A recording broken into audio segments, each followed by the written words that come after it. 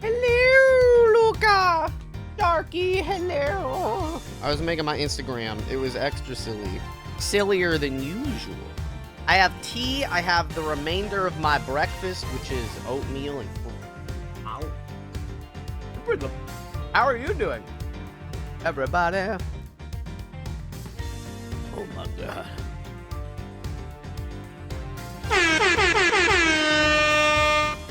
I'm just excited. Nothing happened. I'm just excited. We probably will solve the case today. I hope. Oh my goodness. Isn't this music crazy? Is old Mal? I'm sorry to hear that one. What is old Mal? Blah, blah, blah, blah, blah, blah. I'm gonna keep eating my oatmeal. Oh, is oatmeal tasty? I mean, oatmeal itself kind of doesn't taste like much, but if you add like fruit stuff, like typically, like a lot of times if you're getting it from like a packet or something, like a small packet, like I have a big tub of just steel cut oats,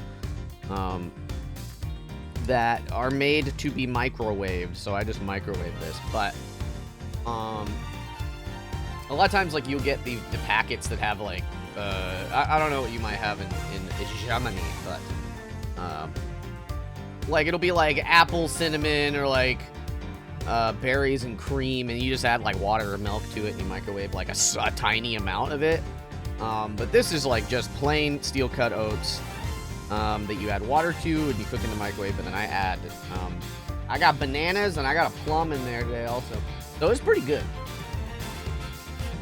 But I had to jazz it up, you know? Oh my god, I have 2 more bites. Can I do them in 14 seconds? Ow!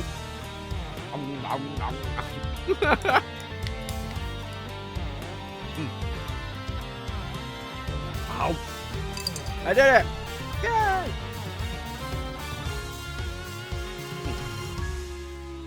Oh yeah, cozy! Here I go, here I am.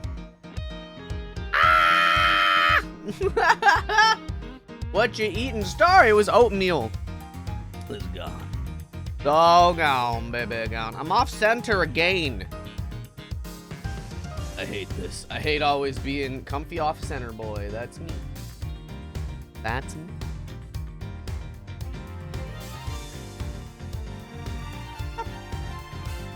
Okay, hell yeah. I love you all so much. How are you doing today? Oh, you know what? The desktop audio is way up. Let's turn it. Ah. Chicken salad croissants. What does that mean? What the hell? That sounds bussin' on Ghana. Is that like a sandwich? A sandwich? It's not even October yet. You can't be eating witch-based foods. You know what the problem is? I got the monitor. There we go. Okay. Now it's not as loud to me. I don't have to scream at the top of the head. Thank you for the work, look cozy. All right, y'all. I hope you're all doing so lovely on this fine Wednesday. I have, how to say? I'm very excited for the next few days. Y'all get a sneak peek. Chicken salad with cranberries and pecans on a butter croissant. That does sound pretty good. We have, okay, check it out, y'all. The new Zelda game comes out tomorrow, right? Where you get to play Zelda. It's Zelda, but Zelda, you know, finally, at long last. If y'all, listen, all I'm saying, hi Ace, hello. All I'm saying is that if you're not already subscribed to the Let's Play channel,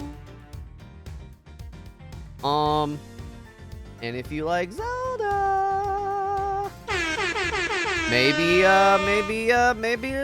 now's a good time, man. Maybe now's the best time to subscribe to that channel. All right, babies. Let me stop plugging my own crap. Alright, so last we left off. Y'all are so sweet, oh my goodness. Wonder if I can find the YouTube channel. I don't know, I have it really buried is the thing. The thing about it. Alright, so last we left off. No, I want to load. It might not be, it might just be the same, but, okay. Yeah. So, watch it after a long day. You'll giggle till you're pink. Whoa! Hell yeah. So, the murderer, who is for sure, like, the son character, was like, oh, it wasn't me, I didn't do it. Okay, so this is the son, right here. Oatmeal burps. This is that guy's dad. They both have long earlobes. And this is, they're, like, dating, I guess. So, and then that's me, Miles Edgeworth. So, basically, this guy's rich as all get out. And so, he was like, oh, shit, did the crime take place in the haunted house? Well, it just so happens I bought the haunted house because I'm so rich. I'm just such a rich boy. And I don't want you guys to go in there. And so that's where we left off last time. So let's see what happens now. I can't get permission to investigate the crime scene, then the truth will be lost. Hold it.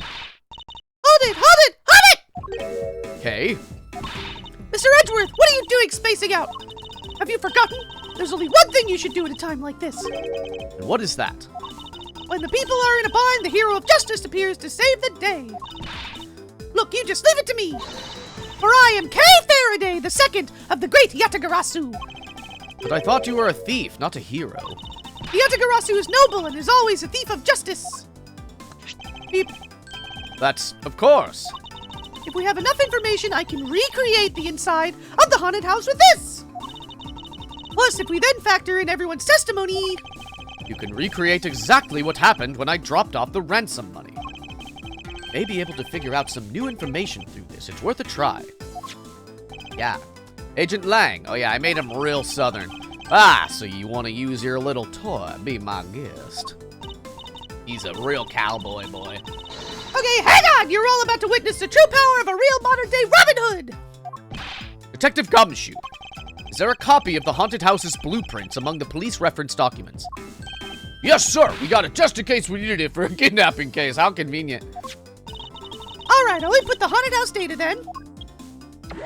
Woo! And how upsetty is he gonna be? I don't remember what his voice... His voice is sort of like, what is this? Where are we? Kind of like a little more Foghorn Leghorn. It's like we're inside the haunted house. Even if we can't inspect the real location itself, the path to the truth slumbers here. If I can successfully navigate my way using logic, I'll ultimately arrive at the truth. Now then, I believe I'm ready to investigate the crime scene. Let's investigate the crime scene, baby. What in the Matrix is this? That's right. Okay, what should I recreate first? You haven't figured it out yet? Maybe I have, and maybe I haven't, but I'm gonna make you do all the hard work. Very well. I'd like to inspect the moments in which I was ambushed by my abductor. The two of them were definitely in this place at that time. If I can verify that, it may provide me with a new lead. Excuse me. Sniff.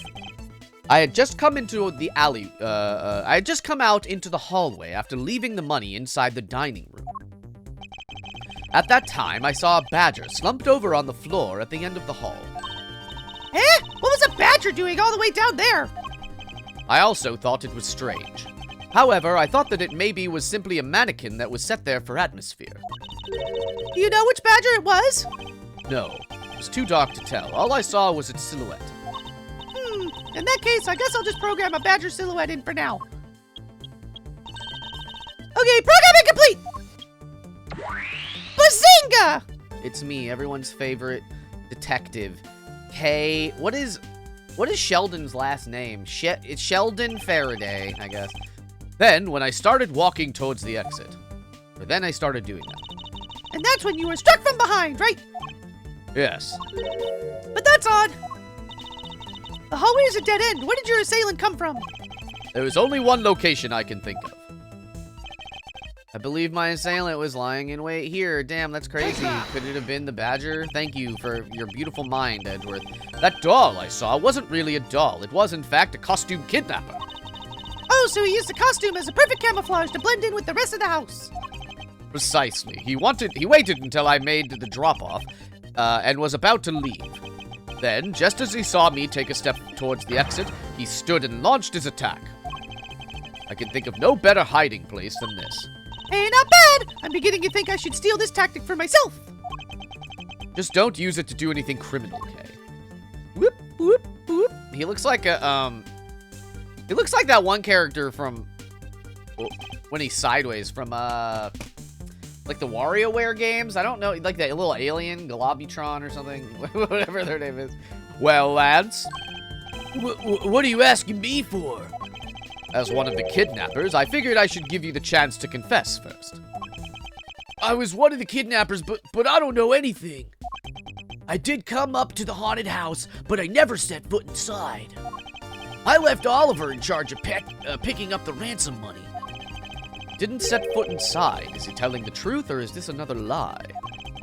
All right, then you're claiming that it was Mr. Deacon who assaulted me. Yes, I'm sure it was him. Like a fusion between him and Wario. Like, now that he's back in business, that was only when he was, like, fully sideways, you know what I mean? Okay, inputting the new info now! Mr. Deacon was the bad badger, right? Since the bad badger has a gun attached to its right hand, I'll have to change it so the weapon is in his left hand. Yeah, well, wait a minute. Whoa. Now to verify the facts of this recreation. Okay. So, what evidence do I have? Okay, so the head was left in the isolation room. The badger family. Only one of each badger, except that there were extra ones missing.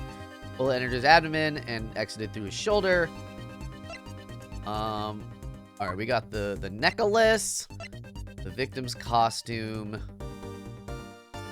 Okay. Because that's just all this. Shot point blank. Okay. Goga, hello. How are you? I'm so snuffly. Oh my god. Okay. And the broken glass. Okay.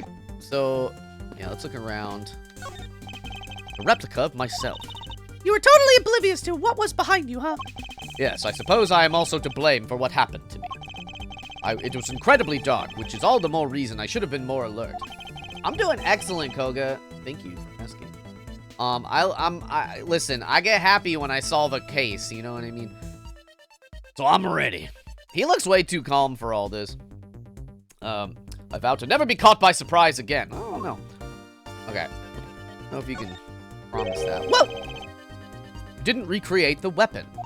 Well, I can't exactly recreate something I know nothing about. So tell me, what were you hit with? The attack came from behind, so I have no idea, but I doubt it was someone's bare hands. Okay, then where were you hit? I was hit on the right side of my head, just above my temple. The right side. There was a bit of blood, but it wasn't anything serious. Ouch! Sounds painful. Why are you smirking like that when you say it? It's just your imagination. Now let's see. I wonder if there's anything in the hallway that could have been used as a weapon. Oh, jeez. Dang, that's crazy. I don't know. That's crazy. I have it! There was indeed one such object lying here in this hallway. A prop sword. Are you talking about this thing here? Yes, although we did find it at the kidnapper's hideout. Wait, yes, it's possible that the culprit took it with him after using it on me. You leave no evidence behind, right? Correct. It may be worth a more thorough examination yet. Okay, so what test do you want to run on this sword? Dust for... test with luminol. Prints are pointless because they all have badger hands. The culprit is wearing a costume at the time, so a fingerprint analysis is useless. Yeah, I said that. Let's run a luminol test. It's possible that some of my blood found its way onto this. Agent Lang, may I ask for your cooperation in this matter? Like I have a choice. She now! Call the lab boys! Understood. Except for a dab on the left side, it would appear that the blade is spotless. So it must have been the left side of the prop sword that hit you then, right? Okay, I'll update the recreation with this new piece of info. That seems important. Alright, but I mean... would rest until I... Alright. So, In the next instance, this badger will swing his left arm complete with weapon in hand. yes, to club me with the left side of the prop sword. If I recreate the moment of impact, I want to see the pain expression on your face. It's just fine the way it is. Wait, maybe not. Is it just my imagination? Or is something not quite right? What, like, evidence do I... Oh, it's on the prop sword, right? Culprit meeting in the right temple area with this. Okay, so, yeah, let's deduce that with the sword info, I guess. Eureka! Eureka! Finally, I found a clear contradiction of facts about this sword. Except for a bit on the left side, this prop sword is absolutely spotless. However, if the culprit had used his left hand, the blood would be on the opposite side. The opposite side, huh? If the culprit held the sword in his left hand, then the sword's right side would hit. I see, but the blood was on the left side of the sword, right? Which means that he used his right hand... Which means he used his right hand to hit you. Exactly. This prop sword has a large handguard attached to the hilt. It would be impossible to hold it with two hands while wearing a costume with such big hands. Therefore, if it couldn't be the left hand or both hands, it must have been the right. I'll change the data to reflect a right-handed swing. Not yet, Kay. There's no sense in changing anything yet. If you change the parameters to the right hand, it'd only create a new contradiction. Changing the prop sword to be in the culprit's right hand would conflict with the missing... See, okay, I mean, like...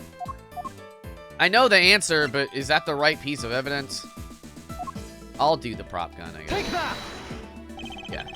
The bad badger already holds a gun in his right hand, so he can't hold a sword in addition. Hey, that's right! Then what now if it wasn't in his left or right hand? It means that the one who struck me could not have been the bad badger. Are you paying attention, Lance? No. Mr. Deacon could not have been the one who struck me, which leaves only you as our primary suspect. Fine, it was me, I hit you. Oh, he admitted it! It appears that you lied to me yet again, but see how quickly they catch up to you, Lance. Wait, isn't Lance left-handed? Ah, yes, but that's what makes this deception all the more interesting. He used his right hand to make it look like Mr. Deacon had been the one to strike me. For you see, firing a gun with one's non-dominant hand is difficult. But that level of dexterity isn't required to swing a prop sword. No! Hey, please input this new data. The one who hit me from behind was Lance. Or should I say, the proto-badger. You got it! Here I go!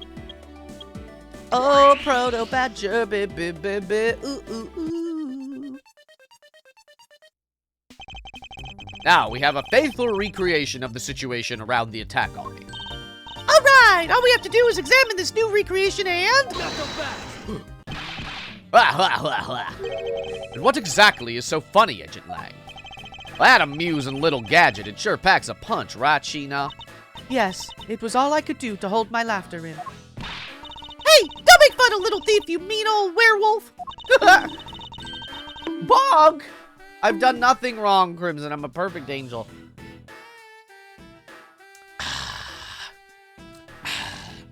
How are you, Crimson? He and Mr. Edgeworth bring out the best in each other! Hydrate, Luca.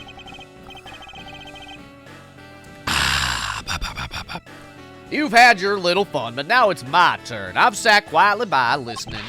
But the crude conclusions you two keep spewing don't whet this wolf's appetite.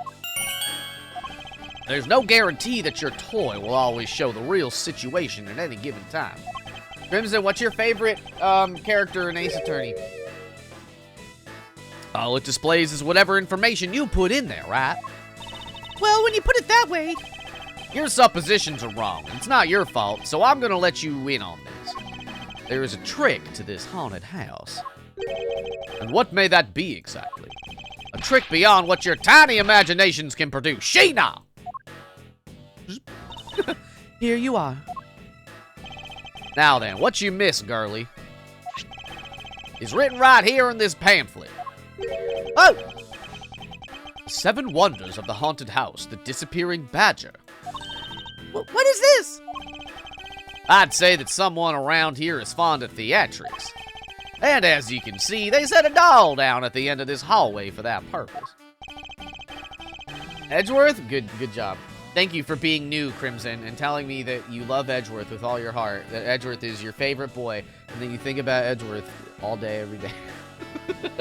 That's what you said, right? Basically, the blue badger you saw was just a stupid doll. What the hell? How can this be? Guess that throws your whole theory about it being your attacker right out the window. But he just admitted to it. But that can't be right. Maybe the culprit hid the doll somewhere. And then he laid down and pretended to be it instead. If the criminal couldn't even hide himself in the hallway, how could he hide a giant doll? Do you get it now? Thanks to your presumptions. Your logic started off weak and led you to the completely wrong conclusion. Now get off your high horse. Mr. Edgeworth! Okay, I wonder if you could please input the new information for me. You don't know when to quit, do you? I can't quit, not until I can declare that I found the truth. Agent Lang, for the additional information, you have my thanks. Oh! I love the bow and when he thanks. He does that all the time. There you go again. Well, see if I care. Okay, I'm updating the recreation now! Bazinga. As my favorite character Edgeworth always says. Bazinga. I don't think that you can go along with me doing the Omni-Redeem and call my bullshit out. You didn't think I would? Listen, you don't know me. Train, hello, Bazoopa. That looks really weird. Look at how it changes from the blue badger into the proto badger all of a sudden. If the slumped over badger was just a doll, where was my attacker hiding? Well, that's what we're gonna find out, right? So come on, Mr. Edgeworth, let's go! Yes, let's. This recreation can't be right, which means there must be a contradiction somewhere. Here I go. I'm gonna go. I'm gonna look at the proto badger and the regular one. Rest until I've expected every nook and cranny. Blue badger is just a doll for use in this haunted house. No, it's gonna be a good day when I catch a comfy streak. Ghost, hello, how are you? With such kind words, what the heck? I bet the one who killed the blue badger was the bad badger, right? According to the Blue Badger Bible, it says that they are each other's worst enemy. All because one's an ally of justice and the other's a vile criminal with a gun! Perhaps they are just destined to battle each other. Much like the Steel Samurai and the Evil Magistrate. He knows about the Steel Samurai! Edgeworth watches it. I love that. Yeah, I mean...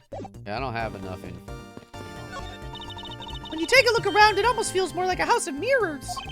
Indeed. Who has ever heard of this many mirrors inside of a haunted house before? Well, at least we know this is the real crime scene thanks to these mirror shards. Okay. Hey, wait, these shards, there's something different about them. Oh? The ones we found earlier are thicker than the shards from the mirrors on the wall.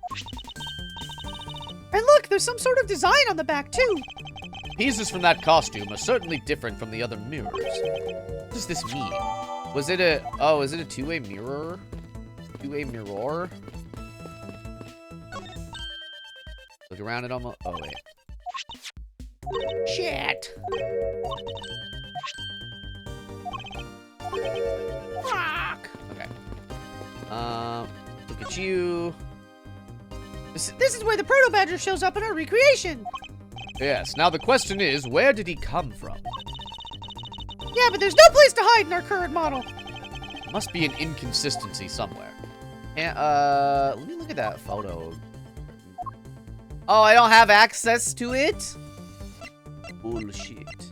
Can I do some shit right now? No. Decidedly no. Okay, well, there's that window. Because I think that the idea is that there was a two-way mirror somewhere. Oh. Pieces of a set of armor are in a pile here. Why do you think they almost always have sets of armor inside haunted houses? Suppose this sort of interior design is meant to bring out a sense of the abnormalcy. Why do all your explanations have to be so hard to understand, Mr. Edgeworth? I won't stay for long. Hope you finish this case and find the true culprit. Thank you, Luca. You have a lovely day. Woo. Or an evening, I guess. I guess it's nighttime for you. Now try explaining again, but this time so that even a thief like me can get it. That may prove to be a most difficult task. What else is there to freaking look at?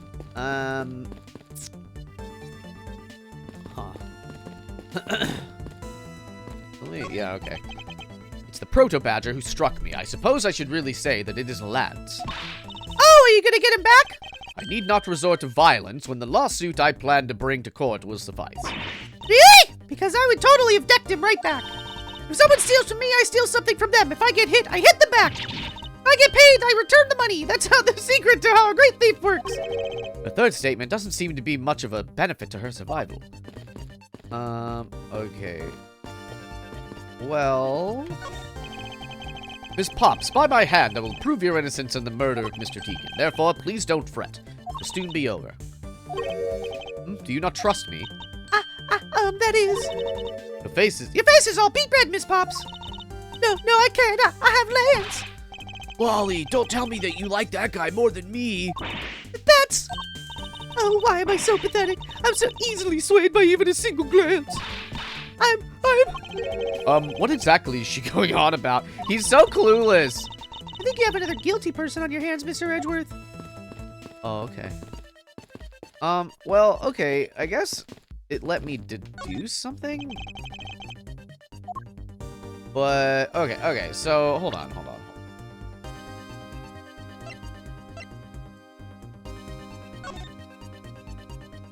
So that's the blue badger, and... Oh, his shit's backwards!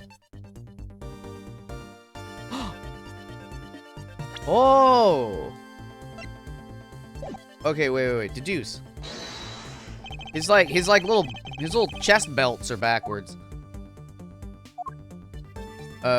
Shit. Present. Eureka! Hold on a second here. There is something wrong with this blue badger. Like what? I'm so sorry. I'm gonna sniffle real loud, and I'm gonna mute. Hold on a sec. My goodness. Okay. The way the belt is on him is opposite of how it should be. Did you make a mistake? It can't be. I inputted the image data exactly as it is in the pamphlet. So then why is the blue badger dressed up in reverse?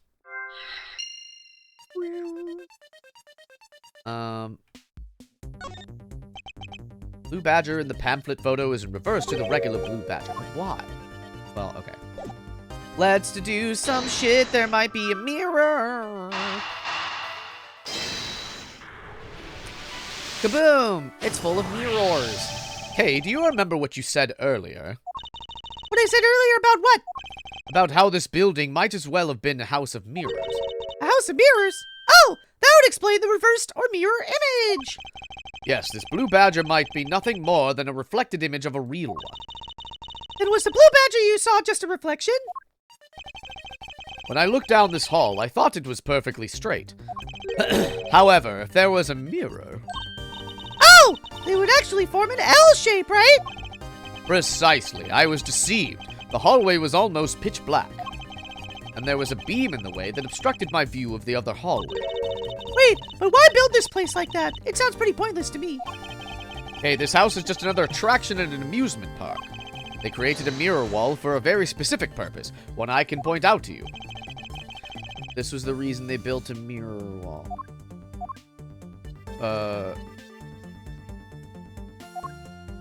Well, because it's spoopy, right? Hold on. Because it's spoopy? Oh, hold on. So it'll disappear. Yeah. Take that! As it's written in the pamphlet, the main draw of this attraction is the mystery of the disappearing badger. You mean they built the mirror for that trick alone? But you said you saw the badger, so it was definitely still there. That was true at the time, however. Doing this allows someone to make the blue badger disappear in a flash. Dim the light. No? Move the mirror wall? To remove a reflected image, simply move the mirror. First, the mirror was constructed so that it could be moved. Then, beyond where the mirror was, an empty hallway had to be created. Oh, so when they wanted people to see the blue badger, they would open the mirror. And when they wanted to hide it, they simply had to close it again. This explains why the other side of these fragments have a design on them. And if the pattern is the same as the other walls in this hallway, then when the mirror is closed, it would blend in with the rest of the walls. This is the mirror trick that this haunted house employs. And this also proves the existence of a hiding place for the culprit. How so? Think about it, Kay. There was a place that was outside my field of vision. The culprit kept out of sight by Take that! a place I can't see. There was a very large blind spot, one I could not see beyond, and it was here. If my assailant hid on the other side of the movable mirror, then you wouldn't have been able to see him! You didn't even need to do anything to the blue badger doll. exactly, all he would have had to do was wait for me on the other side of the mirror. Wait, hold on. I just thought of something. Yes? Well, shouldn't the mirror wall be broken right now, in reality? Since we have a few shards of it, we can probably assume it is. Yes, it most definitely is broken. The question is, when was it broken? Since we found these inside the victim's costume, that would mean that the victim was there when the mirror was broken. Wait, that sound. Leave the money and go now. That sound I heard was most definitely the sound of a mirror breaking. Oh, really, Edgeworth? Are you sure? Kay, I would like you to input new information. Don't scare me like that. Sorry, but I need you to recreate something for me. Sure, whatever you need. So what do you need anyway? If you could first recreate this hallway just before I entered the dining room. You got it! Making her crazier and crazier. Ooh, baby, baby. Now this, I believe this is how it was right before I entered the dining room. Although, at the time, I thought it was but a single straight hallway. But then I went inside. It was around then I heard the sound of a mirror shattering. You heard what? Then? Yes, I believe it was then that the mirror was broken. Okay, so then you stepped outside into the hallway again. The mirror wall should no longer exist. Kay, please recreate that. Got it! He's crazy. Yo, we're gonna go. Yo, actually, let me interrupt this case real quick. Cozy and I this weekend, so some boba place somewhere, some chain of boba place or a milk tea place is gonna, they're doing for just a couple weeks an Ace Attorney collab with this game, so you can get boba drinks profiled after Edgeworth and Kay, and then there's stickers involved too. So you better, Cozy and I are gonna go, and I'm so excited about it. We're gonna get boba. We have to sort of drive. There's not one like that close to us. We have to drive a little bit, but we're doing it. We're taking pictures. Wait, but with the mirror gone, the culprit lost his hiding spot. So where did he go in his proto-badger suit, Mr. Edgeworth? That's easy enough. With the mirror gone, he simply hid himself in the branch hallway. I think this about wraps it up. Looks like we finally solved everything. No, not yet. An even larger contradiction has now reared its head. Huh? Perhaps you did not notice, but this recreation contains a very troubling inconsistency. The inconsistency between what I saw and the recreation lies here. Take that! Where did he go? Okay, take a good look at the end of the hall. Oh, there's no blue badger there. Exactly. The blue badger that I saw in reality is not here. This is the final point on this long chain of logic, the last remaining contradiction.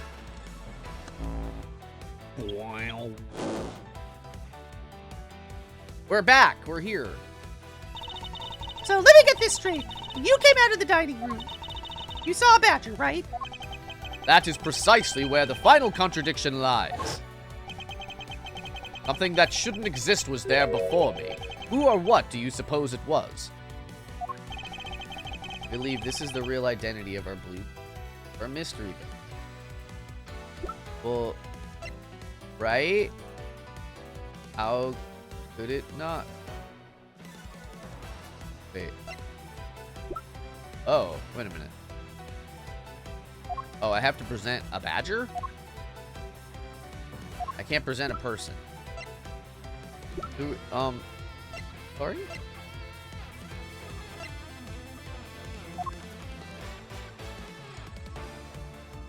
Huh.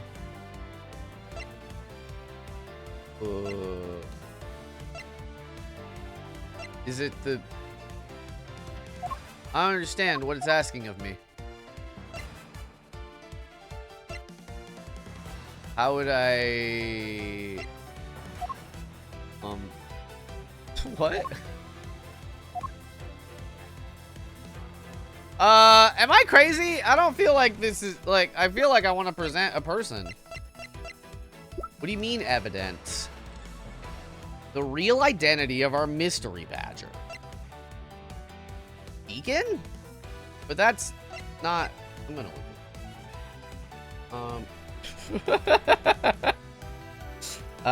Miles, Edgeworth. The spoiler-free walkthrough thing. Facts. You'll always be there when I need you, game facts. This is...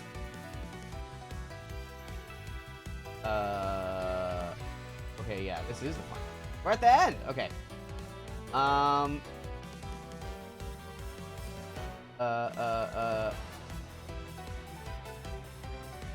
Okay. Whoa. Okay, well. I guess what it wants from us is this. Take that! Take that. The badger I saw was in actuality the dead victim's body. Whoa! Urk! What? Agent Lang, the entirety of my complete logic is my final decisive piece of evidence. The murder happened in the hallway of the haunted house at the time of the drop-off. And you can consider the moment I heard the mirror breaking to be the real time of the death for Mr. Deacon. Oh. Maybe it was due to their fighting, or perhaps it was the life-shattering bullet. No matter what the cause was, the hallway mirror wall was broken. Ah, you were in the house at the time, right?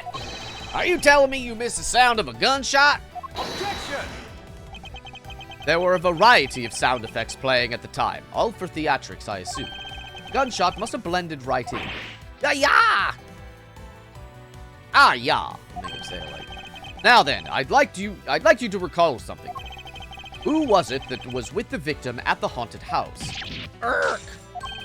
Who was the one who had the opportunity to rob the victim of his gun and use it on him? Urk! It was you, Lansamano! Don't do it. Roar! What a strong lad. I'm sorry. What a cry. What a big cry. What a cry. It's not like I had a choice. Oliver turned on me all of a sudden. He snapped and turned violent right after I hung up with you. He shoved me to the ground and straddled me. Whoa. I fought back as hard as I could, grabbed his gun, and I shot him. The bullet must have went through his body and shattered the mirror. If I hadn't taken his gun and shot him first, I would have been the one you found. He's a hardened criminal. He escaped from jail. See, that's justified self-defense. My boy was only trying to protect himself. That remains to be seen and will have to be resolved in court. Agent Lang, I leave the rest to you. As if you were the one in charge around here. Guys, arrest these two and get them out of my sight. Wait, I had nothing to do with the murder. The only person you should be arresting is Lance. Dad! Sorry, but you're not slipping away that easily, Mr. Ernest Amano. You tampered with the evidence so you could cover for your son. What a great dad you are, willing to risk it all. Truly touching. Grr. By the way, do you know why I'm really here? How could I possibly know the answer to such an asinine question? You won't me. I came all this way from across the sea just to see you, you know. You came to see me? What's that supposed to mean? I have a few things to ask you, Mr. Romano, about a case from 10 years ago. A case from 10 years ago? Oh, what's the name that you use here for that case? Jaina! It's known as the KG-8 incident. Alex, why you always gotta do a crime? Just once, Alex. I would love it if you came to my stream and didn't commit a felony. Is that, dude, am I being unreasonable? Is that too much to ask? Just once, don't commit arson. Have you thought about that? KG-8 incidents. That was the case that we learned about in the first case of this game. Oh, so you remember it. Good, then you'll recall that the trigger in that case was the Amano Group scandal. Specifically, the charge of an internal smuggling. Smuggling? There's that word again. At the time, the person that was arrested as a ringleader was Mr. Amano's very own secretary, Mr. Colin Devore. Ah, Father.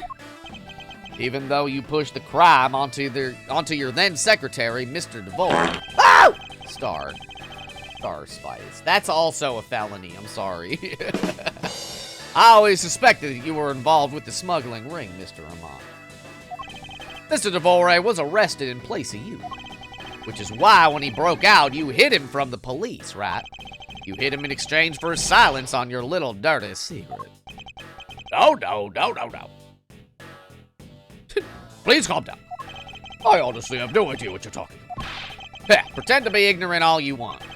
We're taking you down to the precinct anyway for a nice long chat. I'm not going back to fart jail. You can't make me.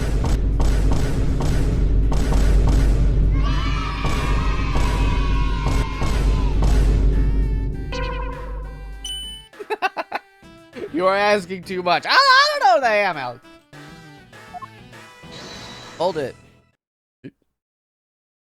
Who? What the? Who the heck was that? What? I'll take him down to the precinct if you don't mind. Who the heck are you? This is all a prequel still. I don't remember what his voice was. I'll give him like SpongeBob. I'm Jack Portman. I'm the prosecutor in charge of this case. Oh, Jacques, thank goodness you're here. Don't jerk me around. This is an Interpol case, so keep your paws off of my suspect. Sorry, but I can't comply. I've got the backing of the prosecutor's office. See, in this country, I don't want to. we prosecutors work with the police to bring cases to court. So if you could please cooperate with me here, that'd be great. Now, how about a handshake to seal the deal? Sorry, but I hate prosecutors, the whole lot of you. Guys, arrest the two suspects. Sir. Yeah, he just did it.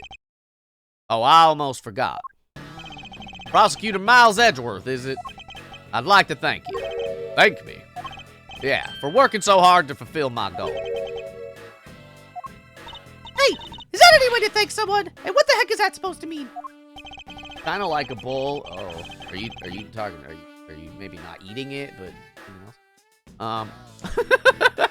You were so relentless with Lance that you forced Ernest to tamper with the evidence. Thanks to that, I finally had a legitimate reason to arrest him. So, how does it feel to bite the hand that feeds you? The hand that feeds me? I'm not sure I follow. It's no use pretending with me. You're the one, right? You're the corrupt prosecutor that's working for Mr. Amano in the smuggling ring, right? No, I would never do such a thing. What the heck? Our intel's never wrong. In your prosecutor's office, there's definitely someone working with the ring. So Agent Lang suspected my relation to Mr. Amano. That must be the real reason behind his antagonistic attitude. On top of that, your mentor was Manfred von Karma, right? There were non-stop rumors flying around about forged evidence with that guy. You're not twisting the truth behind those closed courtroom doors, too, are you? The courtroom is a place where the truth is revealed. Well, don't worry, it's not only you. The whole lot of you can't be trusted. Prosecutor who never lost in 40 years, every defendant must be found guilty? Fueled by that kind of thinking, is it any wonder that the court produced nothing but falsities and lies? It would seem that his disdain extends beyond just me. Prosecutors, the courts, why is this man so angry with us all? Rest assured, the next time we meet, I won't be so forgiving. So don't you forget it. Please, wait. Agent Sheena, why does Agent Lang hate all those prosecutors so? Lang is the head of the long-honored house of Lang in Zhengfa. The heads of all police-related divisions in that country were of Lang blood. Were? What do you mean by that? Aren't they still? They were revered, but that was long ago. They don't hold that sort of sway anymore. And it was all because of the courts. How can that be? A prosecutor once withheld and tampered with the evidence one of the Lang detectives found. That evidence's purity was tarnished and cost the Lang family its honor and trust. But not all prosecutors are like that. Even so, Lang will never respect the court again, or any prosecutor. Agent Lang is a man who hates all courts and is unwilling to forgive prosecutors. And what a piece... Oh, this is Portsman. Man, what a piece of work that guy is. Oh, that's Jim. He dies in a sec. Oh, wait. Now, come on, Jim. We better catch up. Yeah. Still gotta deliver that thing to the old man, after all.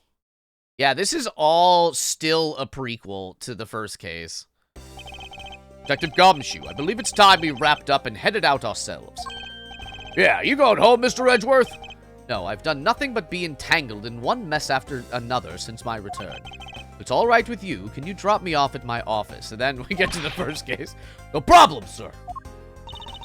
Oh, excuse me. Yeah, what is it? That is, thank you very much. Oh, it's okay. No need to thank me, pal. Just doing my job as the detective. Play Choo Choo Charles? I don't know about that. I don't know. I feel like I'm a little done playing these, like, flash-in-the-pan mascot horror games, even if they're good or bad. I got burned by Poppy's Playtime Episode 2, and I'm gonna remain salty about it for the rest of my life, I think. Because it didn't play! It wasn't playable, and I was so upset about it. And also crypto shit. So, I mean, Choo Choo Charles probably isn't those things, but I've been burned. I guess I was fooled. I was fooled pretty badly by Lance. Oh, cruel fate, what's a woman to do when she's been hurt by the one she loves? And to think I never realized my father was right there. I never said anything to him. I knew it, I'm a failure, a girl failure. Ah, there she goes again, talking to herself. Ms. Pops, I wonder if you know why your father participated in the kidnapping. No, I have no idea.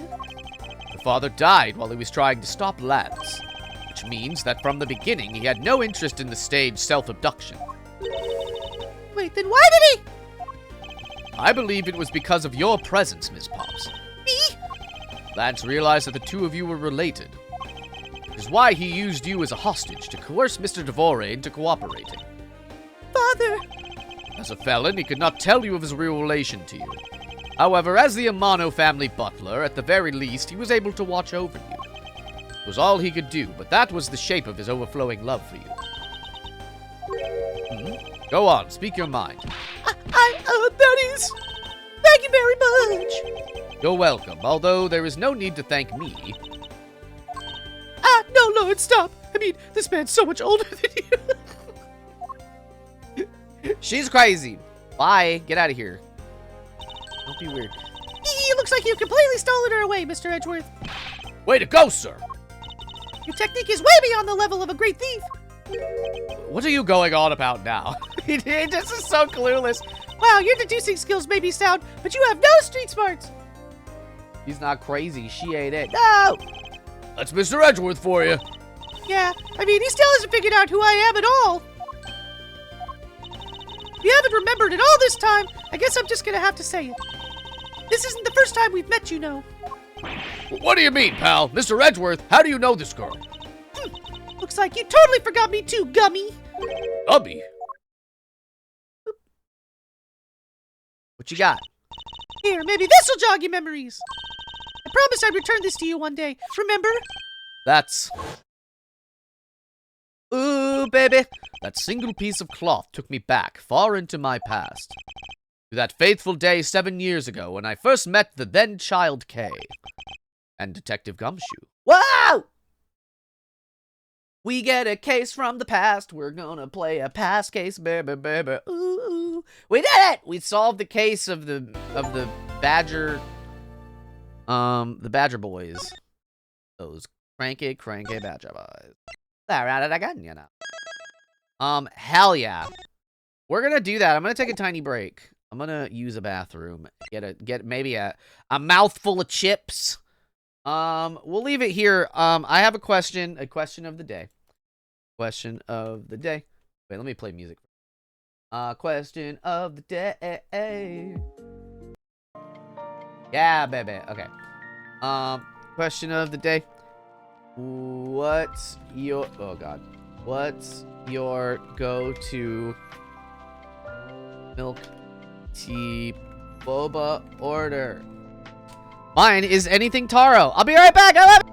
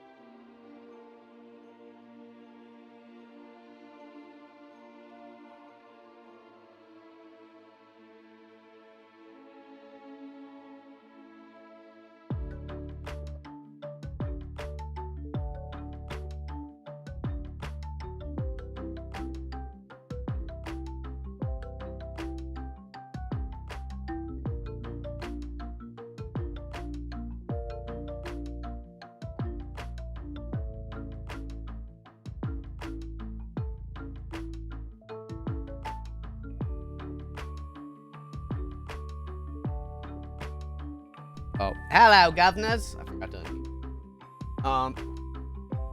Oh, we got trained regular sweet iced tea, man. I can't do sweet tea. I literally never want that. That's so. I know a whole region of people really love a sweet tea, but man, that sounds so awful to me. Sort of green tea with fruit base like pineapple or grapefruit. Hard jelly, a clear boba, hell yeah. Bubble tea train. I like the classic. You can get green tea that's bubble tea. The classic milk tea with tapioca. But a mint boba. Ooh, that sounds good. What do the bubbles taste like? They're kind of just doughy. Unless the bubbles themselves are kind of like, they're kind of just a chewy. Because what are they made? They're made out of rice. The boba is like rice dough, right? Or is that wrong? I'll drink a sweet tea for. I know you will. I know you will. Man, they got a mint cold brew at This bagel plate. This like, ooh, baby. Okay, all right.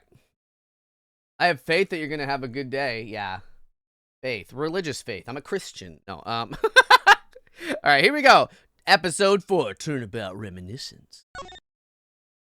A full body version? The whole model is full body. It is a full body. I just don't usually.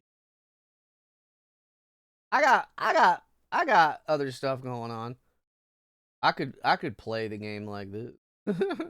My legs are a little long. I'll be honest with you. They're like maybe like a little bit too long.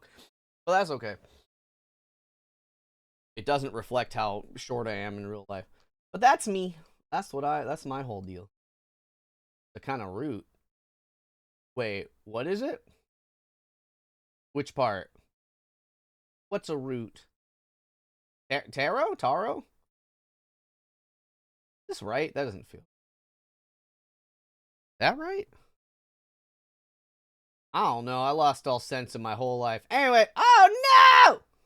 Damn it.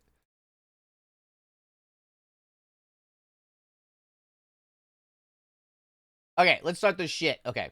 Go, here we go.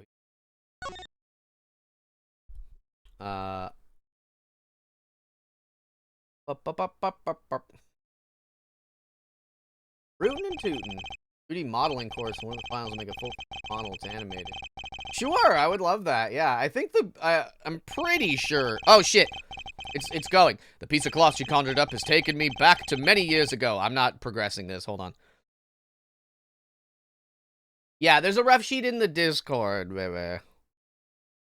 7 years earlier. This case is fun if memory serves. Who the hell are these? Yeah, that's right. I did it. I killed the guy. But it was the great thief Yatagarasu that told me to do it. I asked the defendant, just what exactly are you trying to do? Don't you get it? I know the true identity of the Yatagarasu. Who is it? The Yatagarasu is the man standing over there at the prosecutor's bench. Are you saying that I'm the Yatagarasu? Don't you dare deny it. You told me to kill him when you stuck into the embassy. The embassy. Are you claiming that Mr. Faraday is the Yatagarasu? Oh, Mr. Faraday. Mr. Rell, I think we've heard just about enough from you. Your Honor, please listen to me. I'm telling the truth. I'm not touching a thing. You gotta believe me. I'm pretty sure it's pinned in the art disc. Look at that judge, always judging. Never fudging. What are you laughing at? What are you laughing at me? Oh god, this court shall be in recess until the new prosecutor is ready. I don't know why they would autoplay these. Oh, the embassy? Yeah, that's where we're going. It's fine. Look at baby Edgy.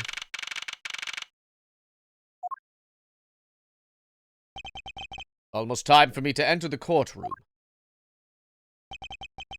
So, it is my first assignment as a prosecutor will be as a replacement for a prosecutor who has been accused by the defendant.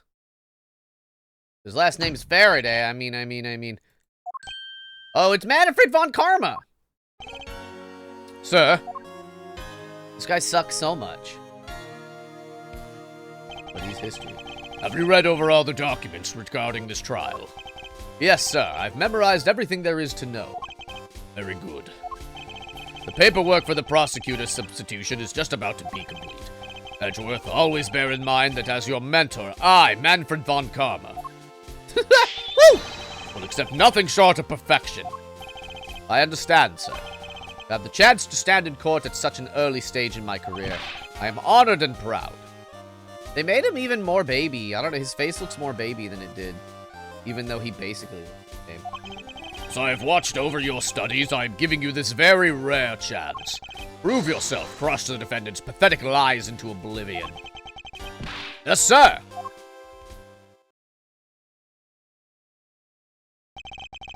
Such a legendary prosecutor will be watching and judging my performance.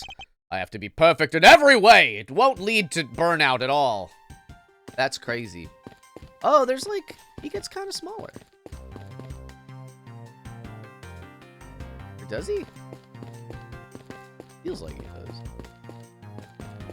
Yeah, we've been in this room so many times as Phoenix.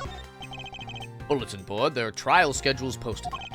Trial scheduled for this week, huh? There's only today's trial listed. Must be a mistake, or this country's judicial system is not working as it should.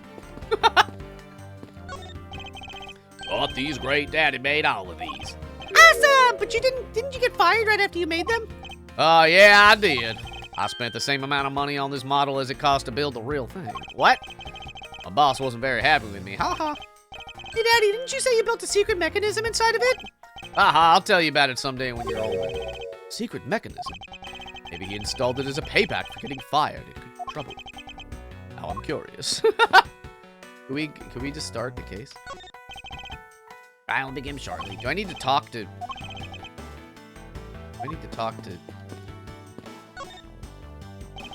Today's trial should have ended in just 1 minute. Because the defendant was picked up by the security camera, correct? Exactly. The killer had the gall to say that he only killed because he was instructed to do so. Even more outrageous in his claim that the case prosecutor, Byrne Faraday, gave the order. Ha! Faraday is such a fool. Been cornered by his very own prey. Sir, are you an acquaintance of Mr. Byrne Faraday? He looks less tired. Yeah, he's got a 7-year younger face. God, he's angry. Look at him.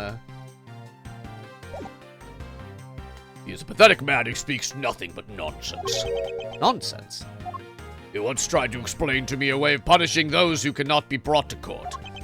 Those who could not be brought to court, that is nonsense, for no man is above the law. Well, there are always a few exceptions.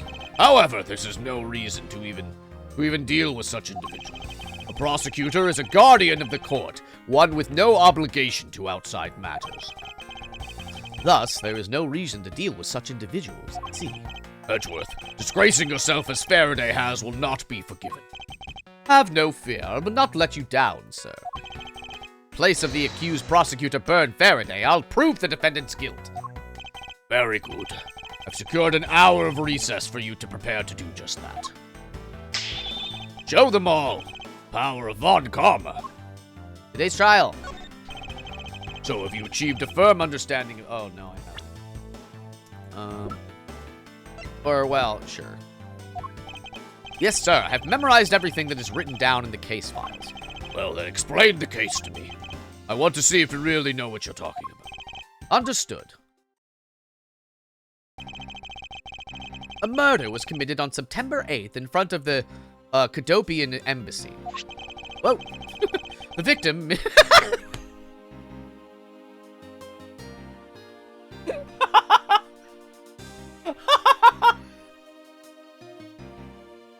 They just stopped trying. The victim, Mr. Dead Man. Stop. Was a member at the embassy. The defendant in this case, Mr. Mackerel, was held for questioning the night of the incident as he was deemed suspicious. He was quickly placed under arrest for possession of the murder weapon, a gun. Furthermore, at the time of the murder, the great thief Yatagarasu had successfully infiltrated the Cadopian embassy as well. At first, Rel claimed that he himself was the Yatagarasu, but that he did not kill Mr. Deadman. I wonder what he expected to gain from such a desperate lie. He's Mackerel because he's a red herring. It's possible that he wants to go down while in the spotlight if he is found guilty. There truly is no limit to people's inanity. But I digress. Continue, Edgeworth. Nakama, hello. Yeah, they love their pun names, but that's something special. They're just like, I don't know, he's dead. We'll just call him Dead Man. Whatever. Yes, sir. During the trial, the prosecution presented the security footage that captured the murder. Bang, bang. The footage clearly showed Mr. Rel as the murderer. The act of Mr. Rel firing the gun could be clearly seen from the visitor's gallery. Upon seeing that, the defendant retracted his statement and admitted to the murder. I did it because I was told to, by the real Yatagarasu, Burn Faraday. That sounds about right. However, you've forgotten one thing. While this may appear to simply be the murder of a Cadopian Embassy staff member, people are actually referring to it as the second KG-8 incident. Second KG-8 incident? I'm very sorry, sir. I fear I failed to study hard enough. Well, even among the police, it's information that only a select few are privy to. Could you please enlighten me, sir? Baboom. Sir, what do you mean by the second KG-8 incident? In order for me to tell you that, you must first learn about the original case. Take a look at these documents. This is a 3-year-old newspaper. You have heard of the Amano Group scandal before, correct? Wait, let me look at it. Cadopian Embassy staff member Manny Cochin found not guilty. A shadow over the Amano Group. What's his relation to the smuggling ring? The victim, Ms. CCU. CCU. Ew.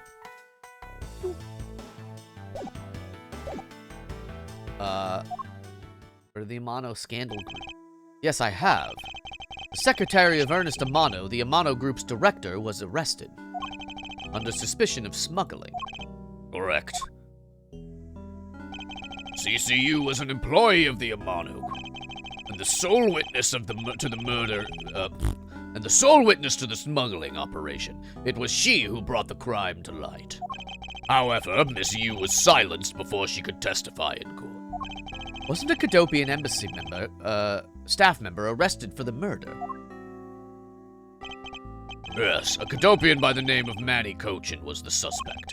However, due to a lack of evidence, the case went unresolved. Lack of evidence? Ah! Only I was in charge of the case. I would have done everything in my power to prove his guilt. To make sure that all criminals are found guilty, my mentor really is dedicated. Faraday was the prosecutor on the case then, and he was as pathetic as ever. Mr. Faraday was in charge of the KG-8 incident as well. That's right. And now, once again, the victim of the case you are currently assigned to was someone who was scheduled to testify against that smuggling organization. And just like last time, the victim was murdered right before he was to testify. You're catching on. The victim was murdered just before his day in court against the smuggling organization. Events are occurring almost exactly the same way as they did in the KG-8 incident. So that's why it is being called the second KG-8 incident? Yes. Okay. Sir. Yes, yet there is one difference between the two incidents. What would that be? So-called noble thief that is sending everyone in an uproar. Great thief Yatagarasu. Yatagarasu? I'd better find out more. Yatagarasu? If it is true that the Yatagarasu showed up at the Cadopian Embassy, what could he or she have been after? No doubt to steal any suspicious accounting records and release them publicly. Or, more likely, to steal secrets from the Cadopian Embassy itself. Since the item that the Yatagarasu stole from was sent to the police. What was it that the Yatagarasu sent to the police? I don't know the details. Anything related to the Yatagarasu is getting the top secret treatment. Still, I find it very ironic. By returning the stolen item to the police, it was proof positive that the Yatagarasu had infiltrated the embassy on the same day the staff member was killed.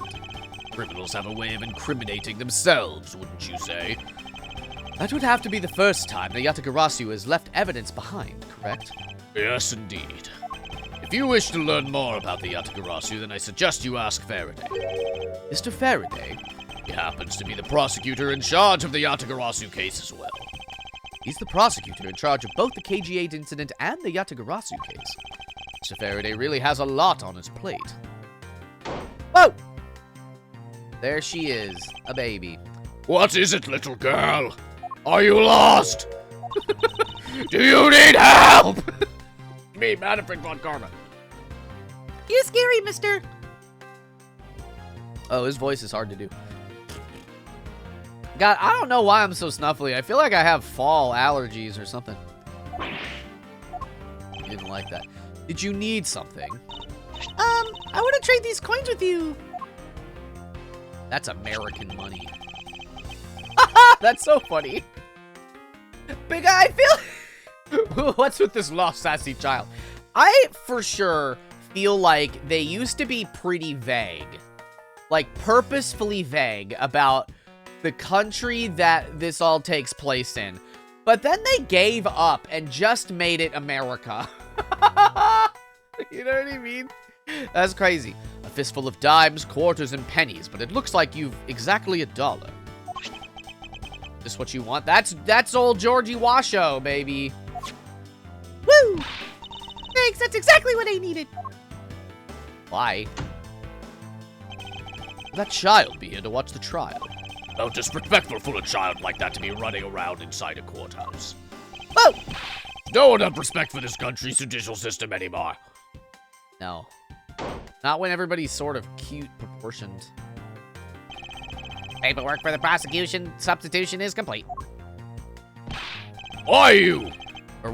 Do you even know how much time there is left before the trial resumes? I'm sorry.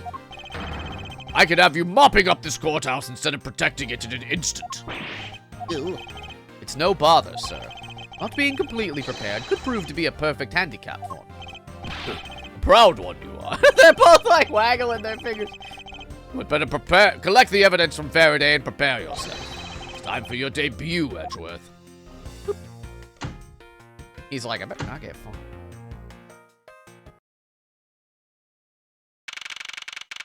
Ba-ba-ba-ba-ba-ba-ba-ba-ba. Yes! Are you on trial?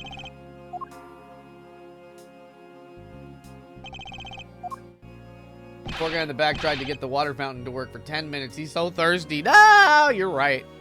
What is going on? Why isn't Faraday here yet? Or is it possible that the defense is not prepared yet either? Bailiff, where is Mr. Faraday?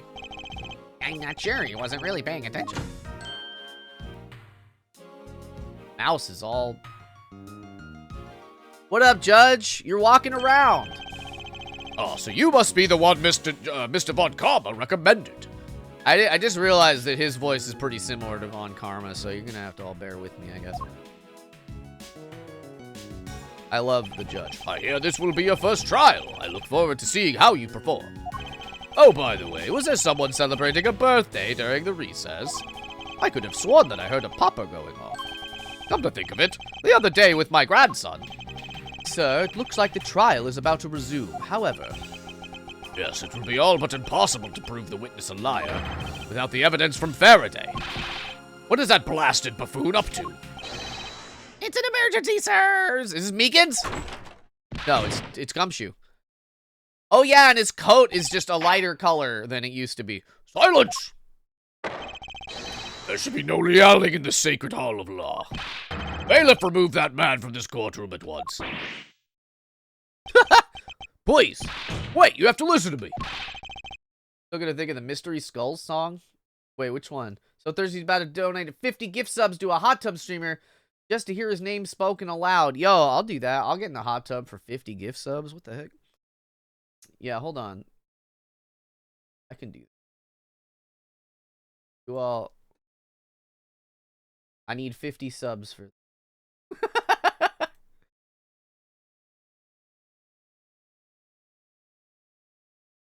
Okay, wait.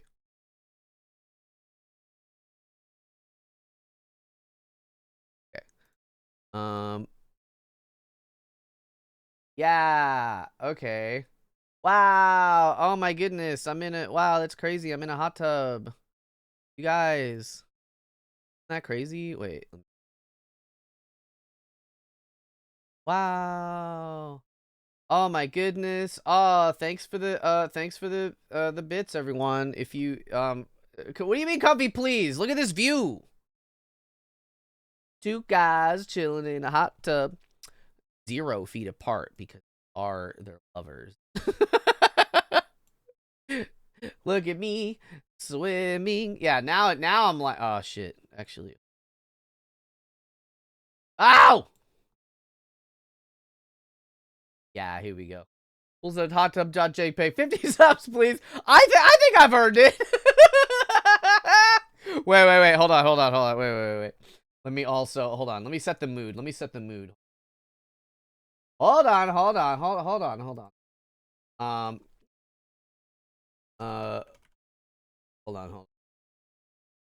Yeah.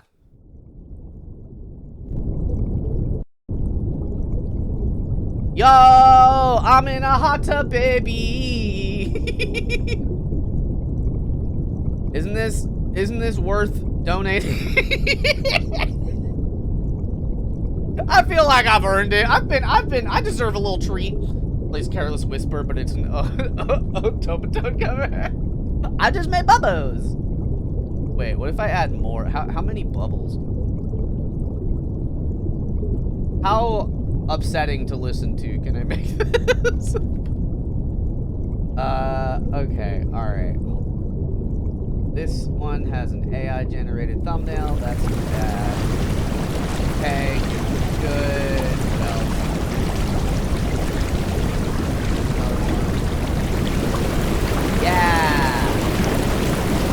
Yeah, it's real bad to listen to now.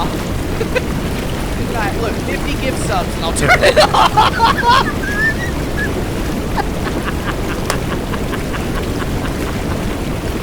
Alright, okay. We gotta get back to the past. Samurai Jack.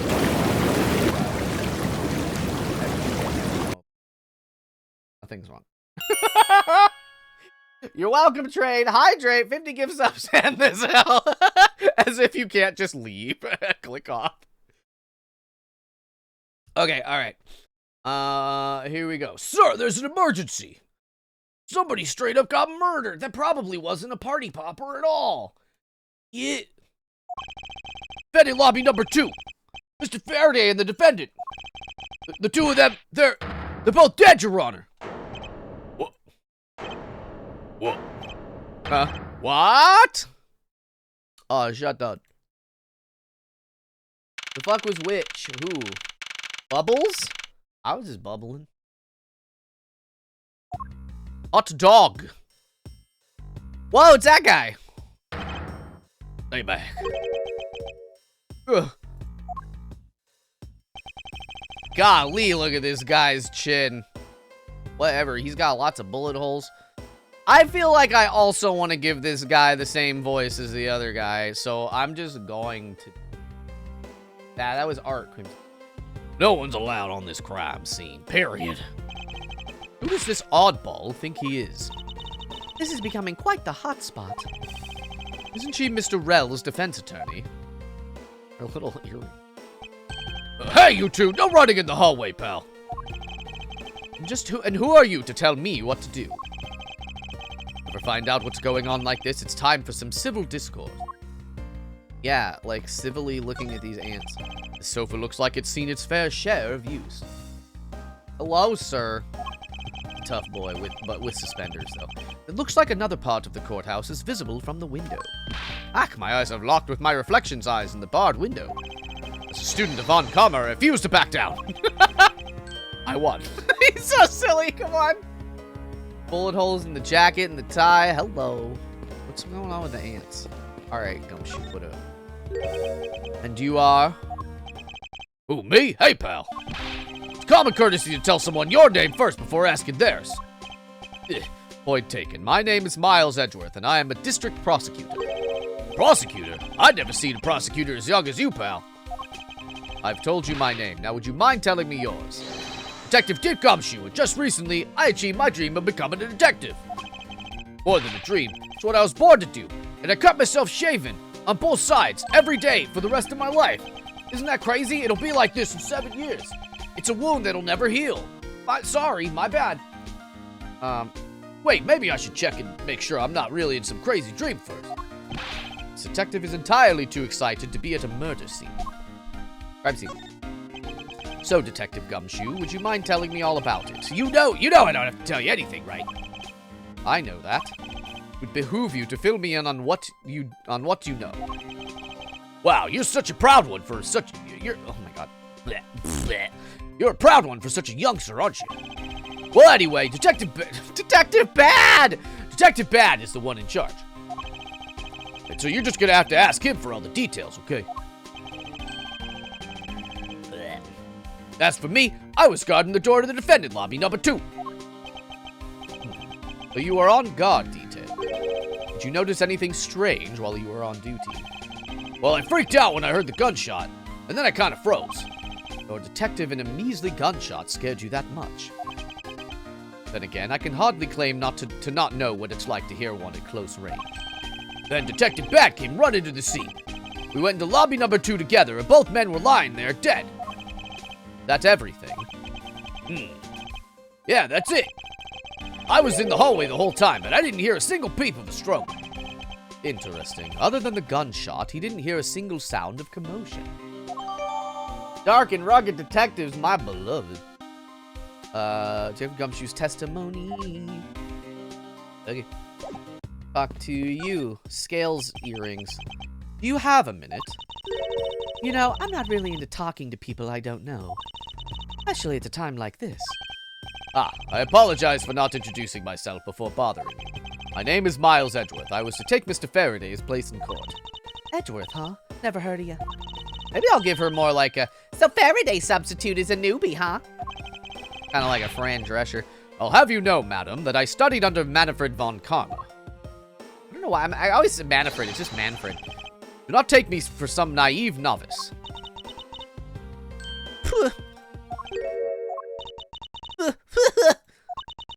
Do not take me for some naive novice. They're making fun of him. Oh, look at her anime-ass face.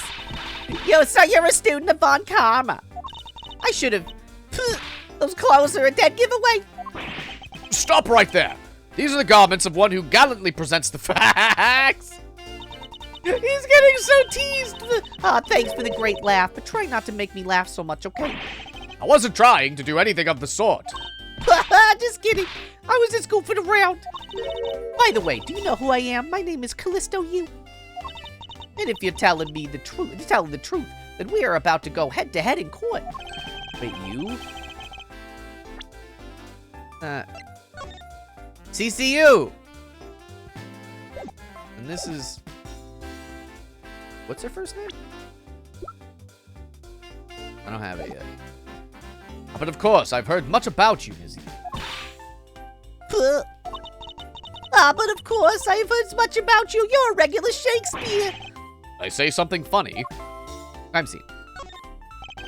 I'd like you to update me on the situation. I don't really know anything. Why don't you try talking to those detectives over there? If that's the case, then why are you here? What's so funny? It's just the way you speak is so tactless. The person I was going against in court, until only a little while ago, was just murdered. It's not like I could go back into the courtroom pretending as though nothing happened. That's a good point. I apologize for asking such an insensitive question. It's fine. Don't worry about it. Okay, that's all, I guess. What up, bad? Excuse me, but who are you? Detective Tyrell Bad. Homicide. $7 for a vending machine. Well, it is America, Star. Don't forget, it's America. Everything is terrible. Oh my goodness. Oh my gosh. I was informed of the situation and came as quickly as possible. So how did you arrive and inspect the body before me? Faraday requested for me to testify on the trial plain. Mr. Faraday requested that you be here. Crime scene. I've already contacted HQ about the situation. I've got nothing to say to you, kid. Kid? I'm Mr. Faraday's substitute in today's trial. Therefore, I insist that you update me on the situation. Cat backed out here. I have a right to know. I need to teach you a thing or two about how to talk to adults, kid. Is he threatening me? Is he going for his gun? Stop! It's just a mirror. How dare he trick me like that? Faraday was stabbed to death with some kind of blade. He had a gun in his hand. The other man, a Mr. Mackerel, was shot and killed. He was found holding a bloody knife in his hand. there anyone else who went into the defendant lobby number 2? Yeah, that big lug over there. His name's Gumshoe. He was in charge of guarding the place, claiming that no one else entered the room. If that's the case, then they must have killed each other, correct? Maybe. Impudence, this guy is really testing my patience. Try a witness. Why was I not informed that you were going to testify in court? Homicides aren't my only gig. The Yatagarasu case is also one of my assignments. You were called upon to comment on the Yatagarasu's characteristics, in order to assess if Mr. Faraday really was the Yatagarasu or not. Well, looks like you just might have a brain after all in that head of yours, son. Son? I'm not your son, Pops. Alright. What up, a fourth person? Is you? There is someone here who wishes to see you. Who is it? A Cadopian embassy staff member by the name of Manny Cochin. Oh, Manny Cochin. What's going on? Detective Bad and Ms. Yu's moods just changed all of a sudden. Wait a second. Wasn't Manny Cochin? I'll be right there. Bye-bye. Oh, there he is. It's nice to see you again, Ms. Yu. Why are you here? I have no desire to see you ever again. Now. Actually, would you mind stepping outside for a brief chat? Young judges for justice! It's gone. Ham sandwich. Beef jerky for $9. That's a lot of jerky. Bad? On Karma? Been a long time. I knew you would show up. Usually do when the Yatagarasu is involved, and I see this case is no exception. Do you know Detective Bad, sir? Yes, he's like an old bloodhound that never leaves the scene of a crime. If only he would get a promotion and move on. It's a crime scene where a detective is most useful and effective. Not like I don't know that. Moving on, though, Bad, the man that I just passed by. Was he not the suspect from the KG8 incident? $9 for beef jerky sounds like market rate. From a vending machine? I expect it to be like a stick. Like if it's a whole bag, then maybe. That's crazy though. I feel like I'll just get a hamburger, I want cheeseburger, cozy. Get me one right now somehow. I'm just kidding. You're at work. Get me food that I don't need. Bobby. Well, I was right. So what is that man doing wandering around here? That Faraday. I can't believe he let such an easy catch get away. Imbecile! He proved his guilt in 3 minutes. Von Karma, I think you've said enough for now. It's in poor taste to speak like that about the departed. Cheeseburger zombie. Oh, that is pretty good. U92, hello, welcome. How are you? They better be giving you a whole gallon of milk for $7 mil. Yeah, it's not. It's gonna be a cup. Because they can. Oh my goodness. Very well. Back on topic. I'm placing Edgeworth in charge of the investigation here. Objection! Whoa! Franziska! Oh, she's a baby. Look at her. Papa, how can you place him in charge? Franziska, what are you doing here? I'm here for summer vacation. What else?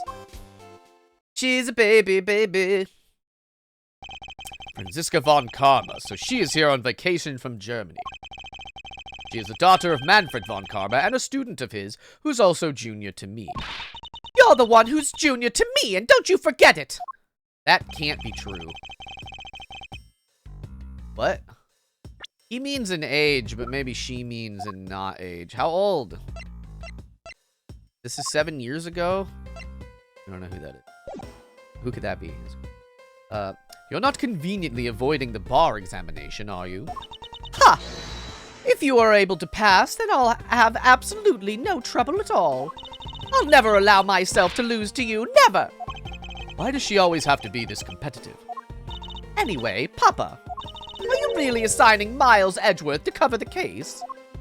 Yes, I am. Why do you ask? Well, you know, I'm close to becoming a prosecutor myself. and I am 100% confident that I can do a better job than him. It's just like Franziska. She has no problem bad-mouthing someone right in front of them. Bad. Yeah. These two will be conducting the investigation. What? You want me to let both these kids loose on the crime scene? Do I have her now? Yeah, okay. I think she's 13. Edgeworth is definitely older than 13 here. Okay. Okay. No. This is a perfect opportunity for them to work on their prosecutorial skills. The crime scene is not a place for children to be messing around in. I am the one with the authority over this crime scene, Bad. Whoa! Happy to be here chilling for a bit? Hell yeah! I love it. I will not tolerate complaining. Edgeworth, Franziska, I will leave this case to the two of you. Understood, sir. Yes, Papa. I'll go take care of the paperwork now. Remember, I'll accept nothing but a perfect report from the both of you. Not disappoint me. Goodbye. Hold up, Von Karma. I still haven't agreed to this.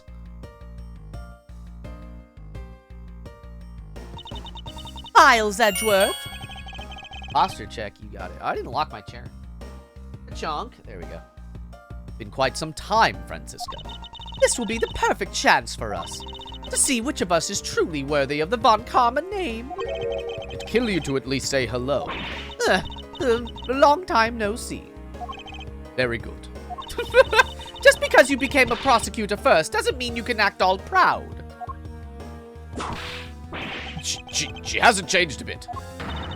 Miles Edgeworth, as I was saying, we shall see which one of us is worthy of the Von Karma name. Crying out loud, I've been reduced to a babysitter. Yeah, how old is he? Like, what? Okay, hold on. I don't have my own profile here. I don't know how old I am. But that dead man's 53. Mackerel, 32. 26. Who knows how old the judge is? Hold on. I gotta know. How old is Edgeworth in case attorney investigation? Is that right? Is that this one? Hold on.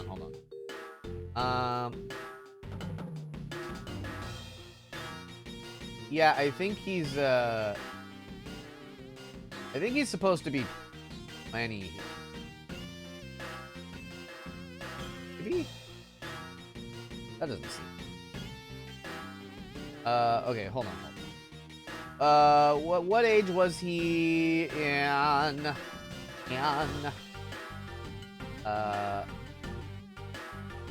26 in... Yeah, so I guess he's 20. That makes sense. Okay, so he's like 20 here. Oh, you did it, Takama. Thank you. Okay, all right. Thank you. I googled it and I solved my own crime scene investigation. Okay. Looks like Mr. Von Karma was successful in convincing the detective. It's just like him. He never fails.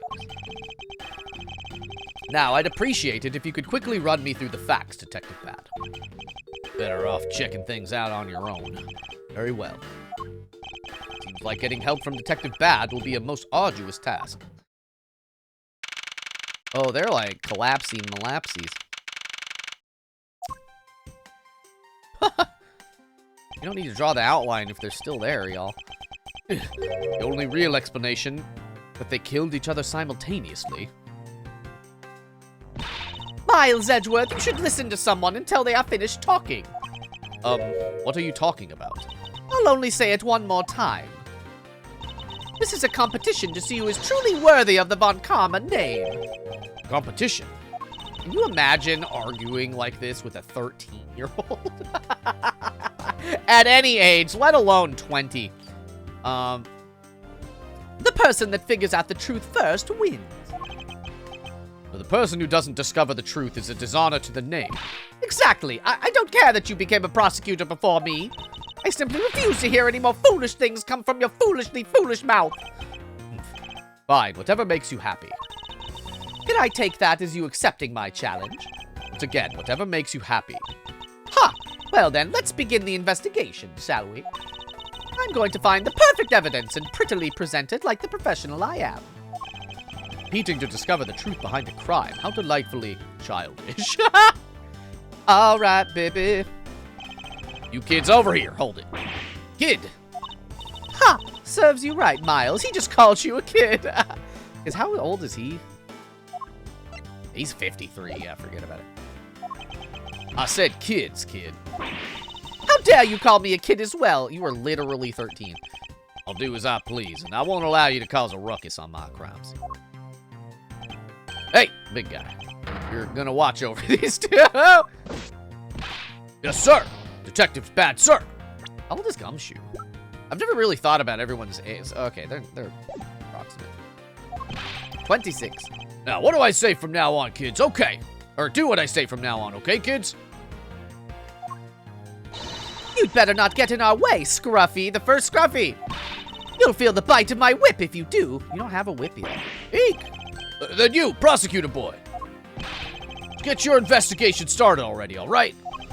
Great. Now even that detective is treating me like a child. All right, it's time to get investigating. Get a move on, prosecutor boy. My name is Miles Edgeworth. If you were to call me prosecutor boy one more time, it will be my duty as a prosecutor to look into your monthly salary. What? And what would you do with my salary after you saw how much it was? That's up to you now, isn't it? Really? Sounds good, pal. He's so naive. Yeah, baby. All right, let's look at some dead bodies. Detective Bad, may I have a word with you? What is it? It appears that both a knife and a gun were used as murder weapons. Get a posture check on Cozy. What do you mean? Right now? He's not streaming, Alex. She's at work. Oh my god. Yeah, it does. That leads us to our first question of the investigation. Where did the men acquire the weapons? Gun was inside of Faraday's bag. There's a piece of evidence that was presented in the trial earlier today. It was used to kill the Cadopian embassy staff member. But I never heard anything about the knife. Mr. Rell was being brought in by the police. Was being held by the police. There's no way he could have brought it in. Which means it's possible that Faraday had the knife on him from the start as well. You heard it, though. It had been a piece of evidence that had yet to be presented. But then why doesn't Detective Bad know about it? Wait, what if... Possible that Mr. Faraday brought the knife in under the guise of prosecutorial evidence. He could have then brought it out and attacked Mr. Rell with it. Maybe you got a brain in there after all, kid. Is he going to treat me like a child forever? It's been like 2 minutes. Looks like Mr. Faraday attacked Mr. Rell first, who then counterattacked. That's the only logical conclusion you can draw from a scene like this. Not yet. I feel that it's much too early to be drawing conclusions already. I must first find conclusive evidence so as to protect the honor of the Von Karma name. Woo. Look at the TV. What's on? Whoa! What is it, Detective Gumshoe? My TV at home is so tiny compared to this one, pal. It's not even that big. Perhaps you should purchase a more normal-sized television like this one. Ooh, let me see here. Wow, this thing is huge. Not touchscreen. Wah! Way too noisy. You're the noisy one, Scruffy. Don't touch it. You'll get your fingerprints all over it. But I didn't touch it. Preservation of a crime scene is the foundation of detective work. Foundation, huh? Sounds like something the rookie here needs to shore up on. TV has been left on. Why are you looking at me like that? It wasn't me. I didn't touch anything. Gumshoe, you do know what will happen to you if you touch something again. Right?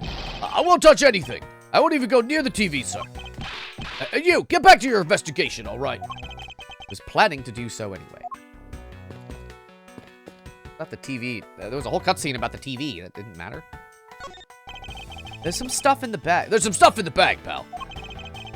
There's some stuff in the bag, pal. Suppose this was Mr. Faraday's bag. Probably the trial evidence I was supposed to collect from him. This is the evidence? Ah, I better not touch it. I'll leave prints on it. Did you just not pay attention to anything you do? Do I not get to look inside? There are some plastic bags stacked up on the table. There's a tea set too, but there doesn't seem to be any sign of a disturbance. Yeah, that table's all neat and tidy. Logic. Maybe they were super quiet in their scuffle. After all, I didn't hear anything from out in the hallway, you know. Maybe the plastic bags scattered on the floor are throwing us off. Yeah, let me look at the plant. This decorative plant's foliage is quite nice. It's actually soothing to be around it. Perhaps I should purchase one from my room. Okay. Crime scene. Why are there plastic bags scattered all around? Those bags have to keep an evidence safe, pal. I know that much, Detective. You sure are good at this stuff, aren't you, pal? Normally, I'd be happy when someone compliments me, but when it's this guy... Anyway, could these plastic bags be evidence of a fight between the two men?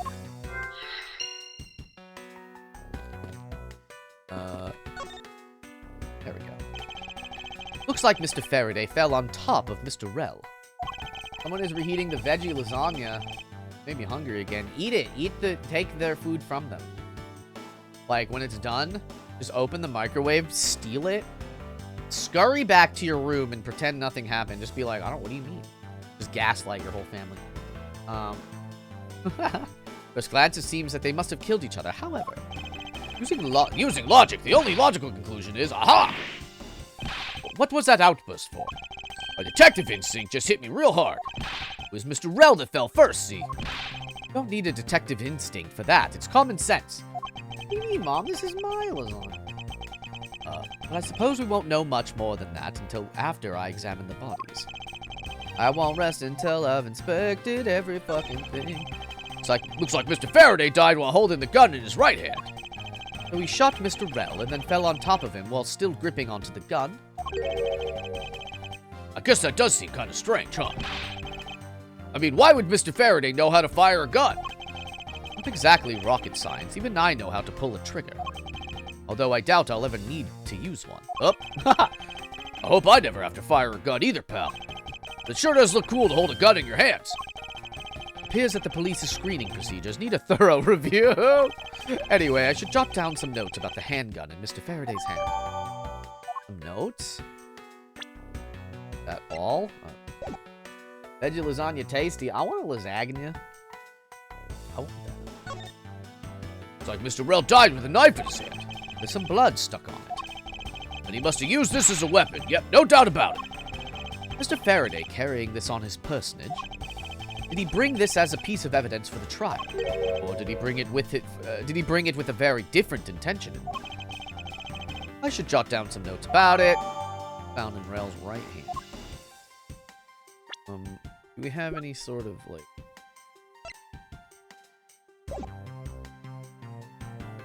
Yo, Mr. Faraday, how ironic it is for him to lose his life in a courthouse. Yeah, why'd it have to be like this? I don't know what to say. I can't believe this happened while I was on watch, pal.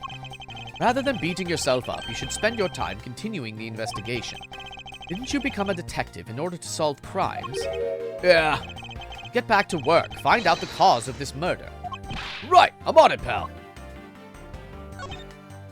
First, he killed a Cadopian embassy staff member. Then he was murdered himself. This guy wasn't exactly an angel, you know. Oh, what makes you say that? Well, he's been hauled into the precinct several times for theft and assault, pal.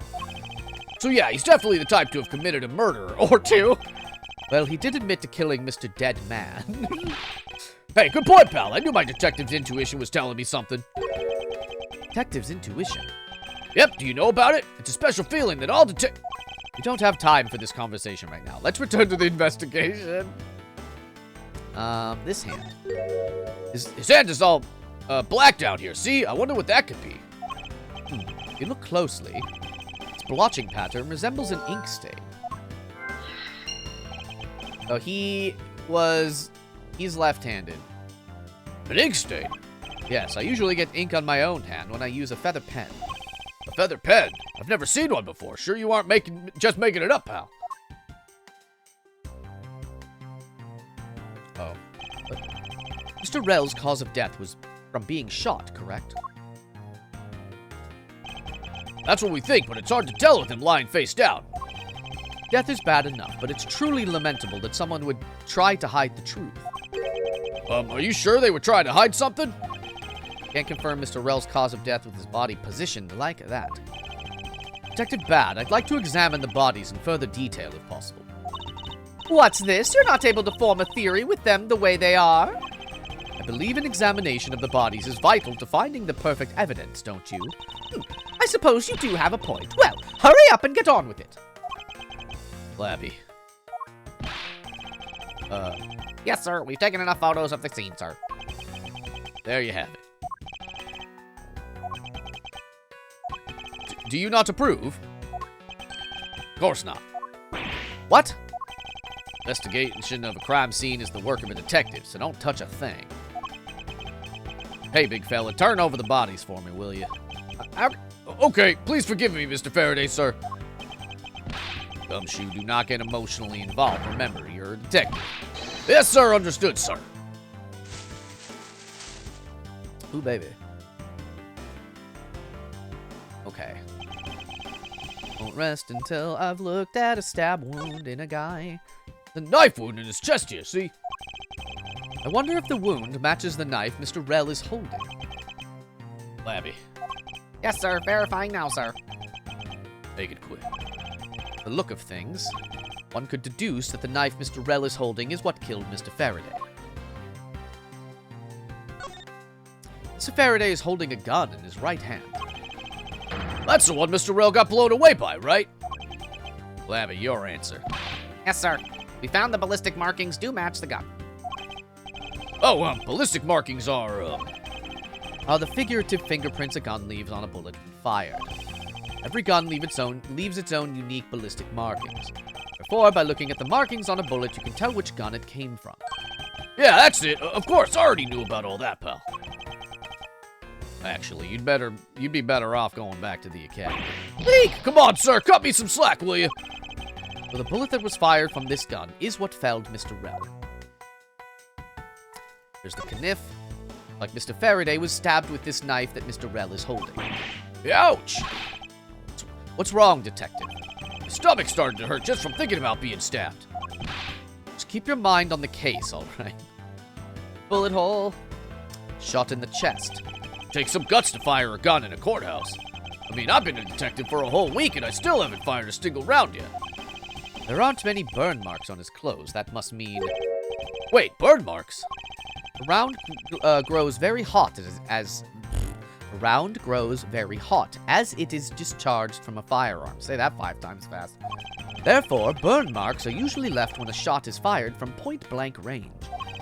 Ergo, Mr. Rel must have been shot from at least a yard or two away. You sure do know a bunch of neat stuff for your age, pal. Apparently, this detective has much common knowledge. Has much common knowledge as your everyday marsupial.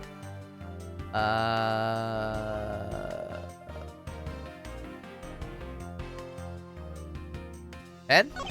There's something in his breast pocket. It's a fountain pen. Yeah! Hey, you know, I always keep a pencil behind my ear. Because Detective Bad is always telling me, you should always write your name on everything you own. Yeah, somehow you do strike me as quite a forgetful individual. Let us now try to understand how the two men died. First, Mr. Faraday took the gun and the knife out from the day's trial evidence. Then, he aimed the gun at Mr. Rel and fired. However, Mr. Rel managed to grab the knife and counter Mr. Faraday while being shot. Then, the two men fell together where they stood. That is my theory in any case. What a crazy way to go. Still, something about that explanation just doesn't seem right.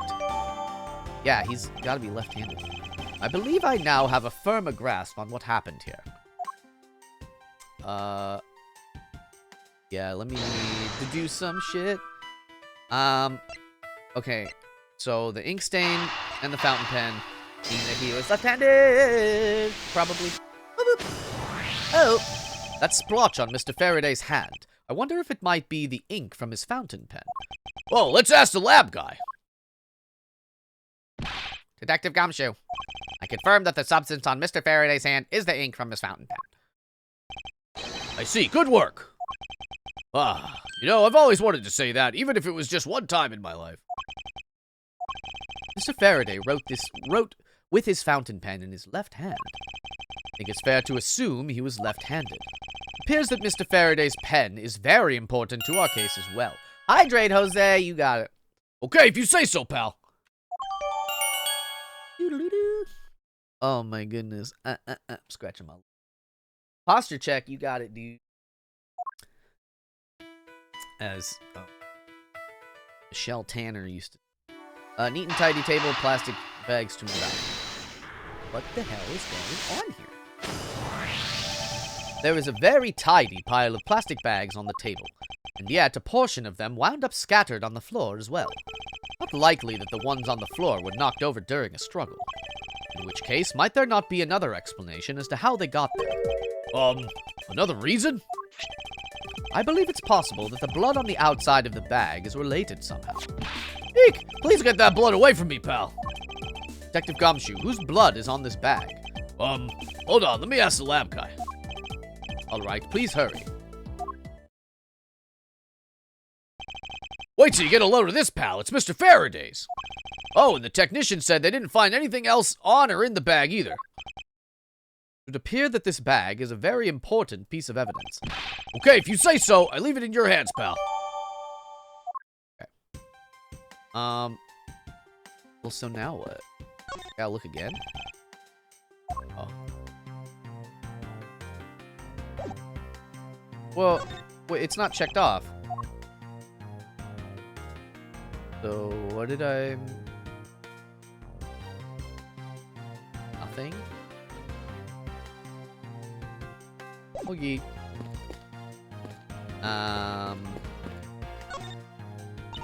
I see. You figure something out. This is a competition, Miles, and as such, I'd appreciate it if you didn't talk to me. As you wish. Right. Detective Bat, do you have any thoughts on the case? Faraday and Rel. Looks like they killed each other to me.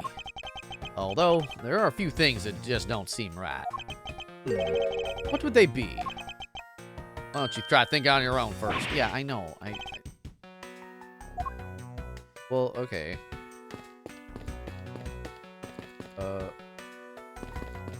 Look at the window? Oh. The window is open, and... there's a fresh, flowery scent in the air. The flowers in the garden down there are so gross and ghastly. Do you think maybe you could try offering something useful for me? Well, at least there's no way someone escaped through this window, pal. They wouldn't wake up and smell the flowers after a fall from the 3rd floor. Are you willfully ignoring the fact that there are also iron bars on the window? Okay. Yeah, I guess there's that too. Either way, no one can get through these windows, right? They thought of everything when they were designing this courthouse. Very nice. I guess there's not much left to investigate, huh? They really did kill each other. No, we can't conclude that quite yet. There's still something I find very peculiar here. The theory that they simply killed each other one another is too simplistic in this case. In fact, there is actually a contradiction that shows that there is another possibility. No way, pal, really? I suppose I shall just have to show you the contradiction in the crime scene. Yeah, it's his hand. It's his little hand. He's not right-handed. The spot somehow connected to the evidence I had. Yeah, it's the pen. Or, wait, yeah.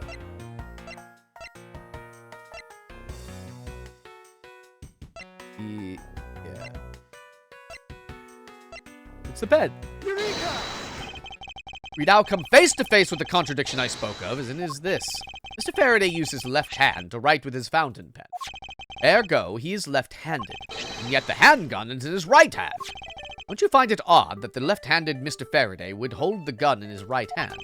That, ladies and gentlemen, lady and gentlemen, is the great contradiction haunting this crime scene. Hey, you're right, pal. That does seem kind of strange. But how could something like that happen? The facts add up to one conclusion and one alone. Someone else put the gun in Mr. Faraday's hand after he died. Someone else? Plastic bag scattered on the floor and a gun in the wrong hand. I sense the presence of a shadowy figure behind this case. A person of vile intent who is serious about keeping the truth from us. Boop, boop, boop, boop. Wow! Love it, love it. Ooh, baby. Here's the autopsy report. It is probable that Mr. Rell survived for a short time after he is shot. However, Mr. Faraday died instantaneously from his stabbing. Interesting. Looks like we now have everything we need to know about this case. Are you sure we know everything? Of course, the incident began with Mr. Faraday attempting to get his revenge. The prosecutor went into a rage from being accused and tried to kill the defendant. But the defendant fought back and they ended up killing each other. It's all very clear and simple. There is absolutely no margin for doubt. Do you really believe that to be the truth? Huh, are you saying that just because I figured out the truth before you, that you don't want to believe it's true? It's all right if you disagree with my argument, then prove me wrong. Well, if there are any contradictions to be found, that is. Don't worry, I will. Yeah! What happened? Mr. Faraday's death was instantaneous, while Mr. Rell survived for a short time. From this, it is obvious that Mr. Faraday died after he shot Mr. Rell. And Mr. Rell, while on the brink of death, stole Mr. Faraday's knife and stabbed him. Those are the facts of this case. Thank those. Mr. Faraday's death was instantaneous, therefore he must have attacked her. Proving that logic to be false is probably the fastest way to show her that she's wrong. In that case, I should first look for any holes in their theory. Yeah, baby. What happened?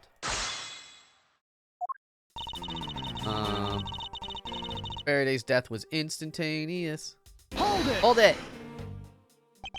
Do you truly believe that Mr. Faraday died instantaneously? I have the murder report right here. Mr. Faraday died instantaneously of shock due to being stabbed in the chest. There, you see, it's been documented, clear as day. From this, it is obvious that Mr. Faraday died after he shot Mr. Rell. Hold it! Mr. Faraday shot Mr. Rell before he died. Do you have any basis for that statement? Your foolishness has no end, does it? Now, I hate to repeat myself, however, Mr. Faraday died instantaneously. That's all the basis I need. Alright, so if Mr. Faraday died instantaneously, then he must have attacked Mr. Rell before being stabbed. You're finally beginning to catch on, I see. Oh. And Mr. Rell, while on the brink of death, stole Mr. Faraday's knife and stabbed him. Hold it! Hold it. So you believe that the dying Mr. Rell stole the knife from Mr. Faraday?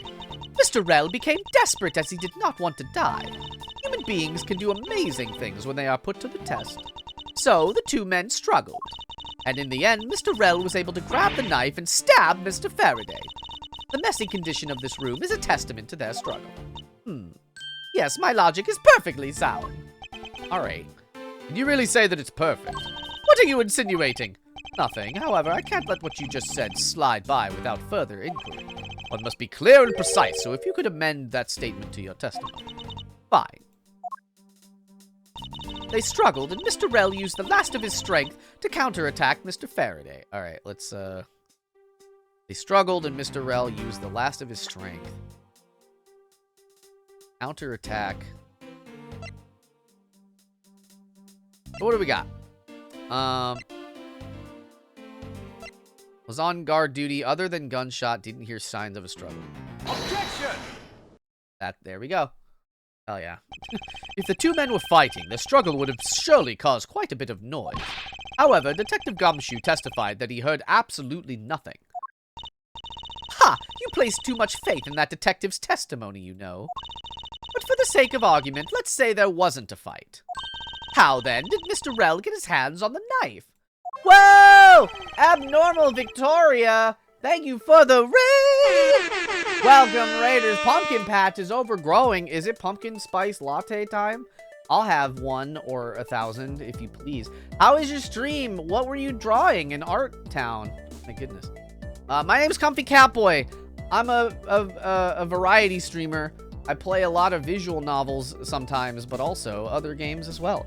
And if you're wanting to introduce yourself, Raiders, to me and mine, and you and yours maybe, I would love to ask you 3 questions. A VTuber model giveaway. Hell yeah, I love that. I want to know your favorite food, your favorite cute thing, and your pronouns. And if you want to know, perhaps if your burning minds want to know what my pronouns are,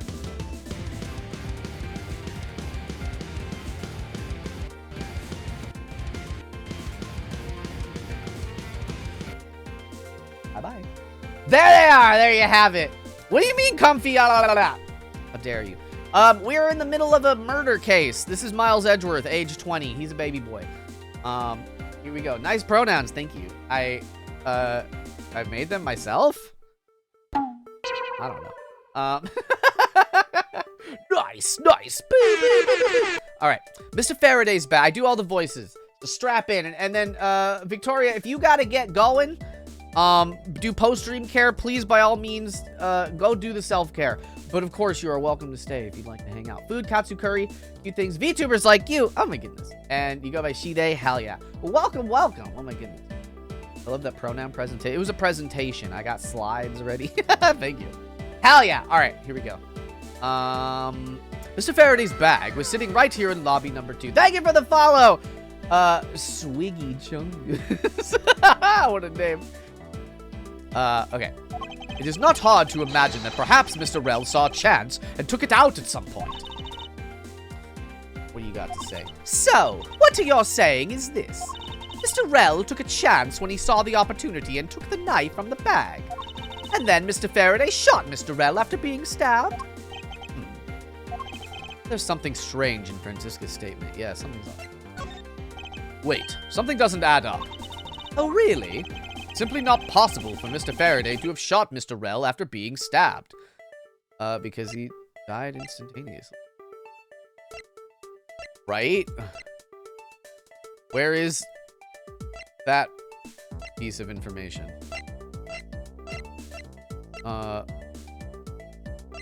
Wait.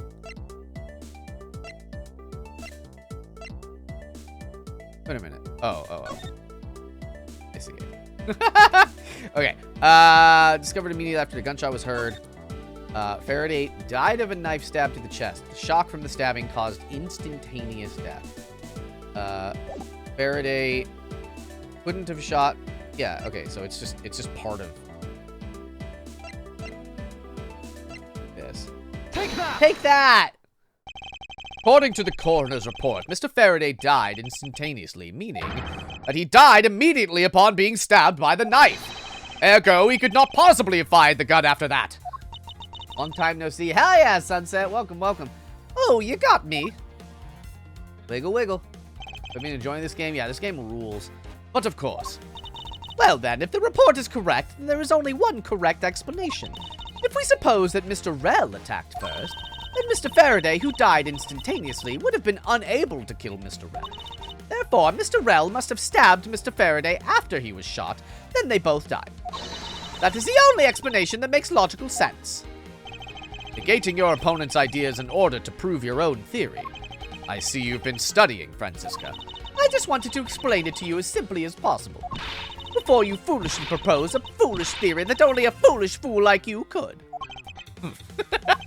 How naive of you to believe that your only opinions are valid. That only your opinions are valid. And still expect to discover the truth that the crime scene offers you. No. Like the investigation games, you find them funny because I think 1 is the worst Ace Attorney game and 2 is the best. Really? Man, this game's real. This game is a little bit more lighthearted. There is a reason I didn't ever replay this game, even though I am enjoying it quite a bit. I have not played the second one, though, so I'm excited. I don't know anything about it except that I did a YouTube video where I listed all of them. Pelkey! Starry Faye, hello! How are you? Welcome. Franziska, you've still got a long way to go. Ways to go. Schmack. What are you talking about? Are you saying there's a flaw in my logic? Mr. Faraday died instantaneously. Good, how are you? I'm doing so good. Welcome, welcome. It's good. A lot of people find 1 boring, but if you find it fun, all the more power to you. 2 is great. Hell yeah. They never gave us that one except now. It took 15 years. Because this game came out in 2009. And the fact that he did is what gives rise to the contradiction in this scene. The contradiction here in this crime scene is the order of the body. Let me get this straight. What you are arguing is this. Mr. Faraday took the gun from his evidence bag and shot Mr. Rell. Then, the wounded Mr. Rell found an opportunity to take the knife and strike back. Upon being stabbed, Mr. Faraday died on the spot, and Mr. Rell died thereafter. If that's the case, then how do you explain this? Take a good look at the order in which their bodies are piled. No! Mr. Faraday's body is lying on top of Mr. Rell's, therefore, Mr. Rell must have died before Mr. Faraday. I'm not used to the new names. Yeah, a lot of people are upsetty spaghetti about it, but, I don't know. I don't know nothing but the new names. Impossible! I never watched any YouTube playthroughs of it or anything. Yes, I agree that it seems strange, no matter what angle you approach it from. Which means it's oh. No, not so fast, Miles Edgeworth. What now? I simply think that you ought to think a bit more outside the box. And that it's even clearer now that the incident started with Mr. Faraday's murderous intent. Sure bounced back quickly. And ones were so good. Hell yeah. This game has a character named Dead Man in it.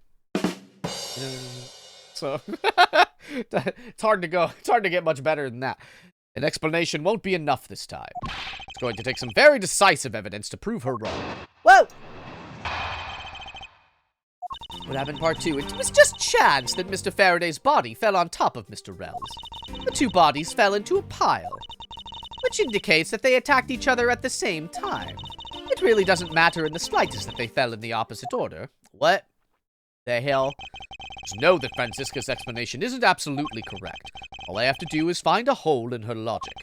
Once I do, I can then present her with the evidence that proves the contradiction. Yeah, okay. Rebuttal.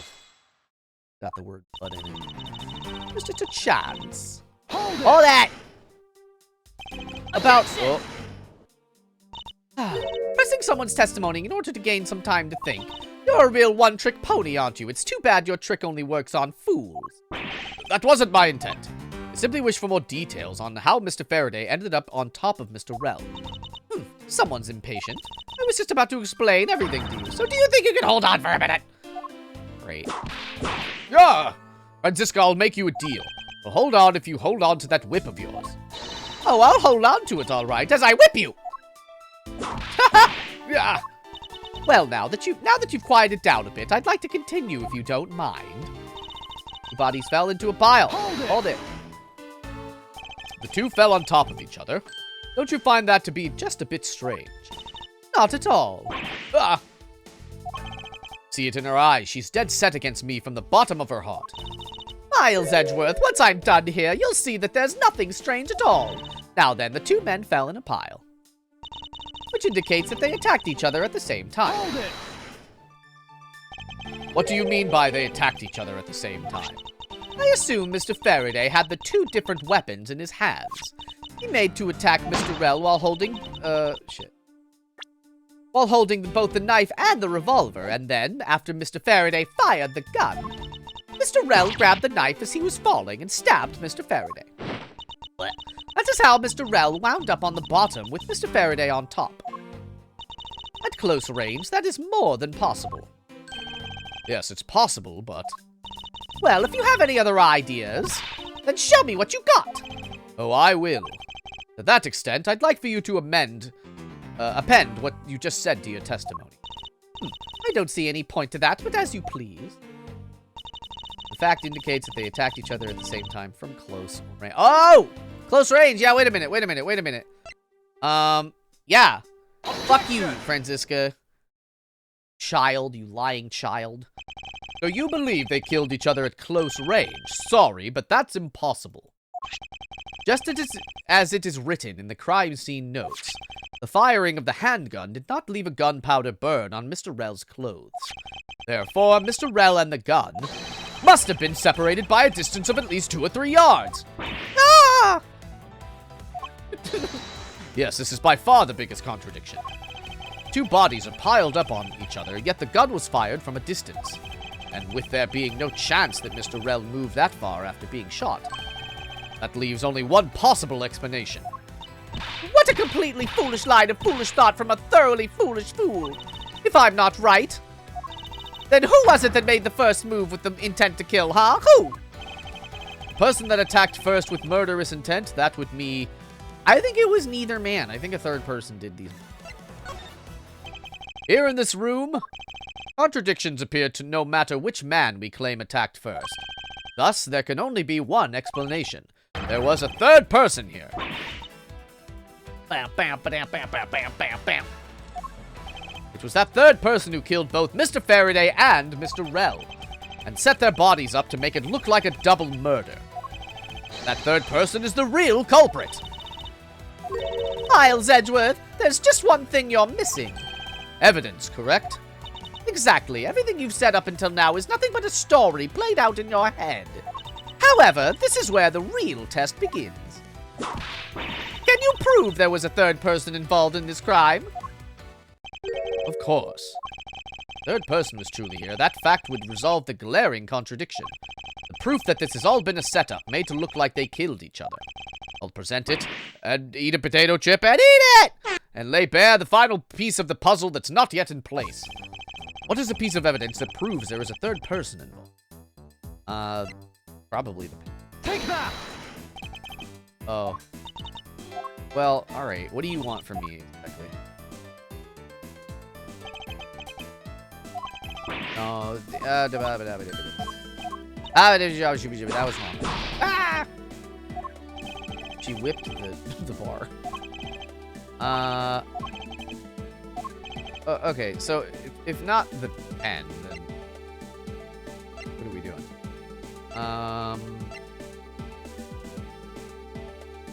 Faraday's blood on it. Killed from a few yards away. You gotta go. Yeah, good to see you, Sunset. Have a good one. Just approximately after 4 p.m., a gunshot was heard. Marks about the bodies. Faraday died from a knife stabbed to the chest. A shock from the stabbing caused instantaneous death. Rell died of a bullet wound to the chest. There's no gunpowder burn. It's possible he was alive for a little while after being shot. Here is the photo. Maybe it's just like the photo. Take that! Are you... Oh. Saving. Saving. I don't care. I don't give a heck. Saving. What?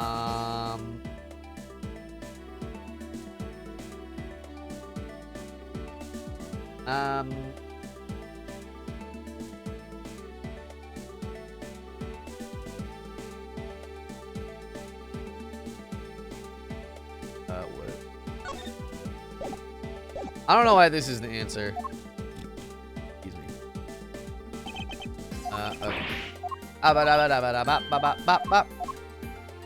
Okay. Okay. It has Faraday's blood on it. Take that! I don't know why this is it. The gun in Mr. Faraday's hand and the plastic bag with his blood on it. These two items point to the presence of a third person. How so? Recall Detective Gumshoe's testimony. I was in the hallway the whole time, but I didn't hear a single peep of a struggle. If there wasn't a struggle in this room, then there shouldn't be any plastic bags on the ground, meaning that someone else must have deliberately scattered them around. Oh, no. Do you not see the possibility in this? Disregarding the gun for a moment, there's a high probability of blood splatter when a knife is used on a person. If the culprit held a knife with a plastic bag around it, they could use the bag to catch any blood splatter from it when they withdrew the knife. Then, by spreading a few more plastic bags around, mixing the bloody one in with them, and arranging the room to make it look like there was a struggle between the two, they were able to conceal their presence. Ah! Whoa. Boom, boom, boom, boom. Looks like we still got a long way to go in this investigation. Yes. Objection! Whoa. That. Oh, it's her. Look at the judge. Look like he's about to go Super Saiyan. What the heck's up with you, pal? Mr. Bad, I advise you to place Detective Gumshoe under arrest. What? What's the meaning of this? Ha! Looks like you're not man enough to discipline your own subordinates. Don't you dare. That detective claims he was here standing in front of the door the entire time. But I have it on good authority that it was all a giant lie. Miss Yu, I ask that you please explain that last statement. I'll let His Honor explain it himself. I saw it with my own eyes, I tell you. During the recess, there was a period of time when there was no one in the hallway. What? See, Mr. Bad? So I ask you, why would a detective who was supposedly doing his job the whole time want to fabricate such a lie? Gumshoe, did you kill Faraday? No! Of course not, sir. It would appear that that the one who set this whole crime scene up is that detective. Which basically renders his testimony a complete lie and wholly invalid. It looks like your perfect logic has just come tumbling down, Miles. I was in the hallway the whole time, but I didn't hear a single peep of a struggle. That statement really a lie? Detective Gumshoe, you're now a suspect in the murder of 2 men. Now spit out the truth or so help me. I haven't lied to anyone, sir, honest. I was really there. I was in the hallway the whole time. Hold it! Detective Bad, I ask that you please do not act without my permission. After all, I am the one that is heading up this investigation, am I not? God, he looks like he's from a different video game. Wait, what did he say? Don't talk like you know what's going on, boy. All I want is for this investigation to run perfectly. Perfection is the only wish of a disciple of Von Karma, after all. Therefore, before you take Detective Gumshoe into custody, I'd like to set the record straight on something. What's that? What should I ask Detective Gumshoe about? State of the hallway, maybe. Detective Gumshoe, I take it that no one else was in that hallway at any time, correct? Huh? Of course not, pal. You're being awfully defensive. Might you be hiding something? Watch your mouth, pal. You can't go around saying stuff like that about me without any evidence. I suppose you're right. I have no evidence at this point. Miles Edgeworth, how can you be losing a battle of wits with this detective? You're a disgrace. Yeah. Maybe I should ask about something else. Thought that was it. Why he wasn't in the hallway, I guess. Detective Gumshoe, why were you missing from the hallway for a span of time? Look, pal, like I said, I was there the whole time, okay? There is a testimony against you that... Miles Edgeworth, why are you wasting your time with a completely useless question? The only logical reason as to why he was absent is that he was busy committing the crime. Anyone who says otherwise is a fool. Well, okay, the motive? I suppose the one thing I'd like clarified is Detective Gumshoe's motive for committing this crime. Motive, huh? Gumshoe, got a grudge against Faraday or anything? No, sir, not me. Not a single bad thing against Mr. Faraday, sir. That effect. Objection! You really have a problem with lying, don't you, Detective Gumshoe? I'm telling you, I'm not lying. The more unnatural you act, the more suspicious you become, you know. If you want a motive, Edgeworth, I have one for you right here. Would you please share it with us? However, be forewarned that I won't hesitate to object into flights of fancy, as all I'm interested in is the perfect explanation. You're serious, aren't you? Fine, you amuse me, so I'll do it. Gumshoe's motive. It was about a week ago. I saw the detective get chewed out by a livid Faraday in front of the precinct. He stood there super pale as Mr. Faraday yelled, "That's a salary cut for you, you nitwit." Brand new detective suddenly getting his salary cut, that's reason enough for a grudge. Well, how's that for the perfect explanation? Her eyes are looking a little cross there. You totally misunderstand me, pal. No matter how mad I get, I could never hold a grudge. What? We can't trust anything you say. Sir, There's nothing wrong with the motive she proposed, per se. There are some gaps in her logic that need to be filled in. Ms. Yu's perfect explanation may not be so perfect after all. Rebuttal, baby, baby, baby. It was about a week ago. Hold it! A week ago? Then you and Detective Gumshoe are acquaintances. Puh. No way. I only met him in person today. And how did you know about Detective Gumshoe? Oh, I've seen him around before. I saw that detective get chewed out by a livid Faraday. Mr. Faraday was upset. Yeah, you know what else? Mr. Faraday isn't exactly known to get angry often. But there he was, totally beat red in the face. He's dead. He's lying dead in front of me right now. And the offending detective just stood there pale as a ghost, like he was about to die. Just like the face he's making now, right? Completely innocent, I tell you. Poor man. He's laughing and everything. There's two dead bodies right in front of you. It was quite the scene with the detective.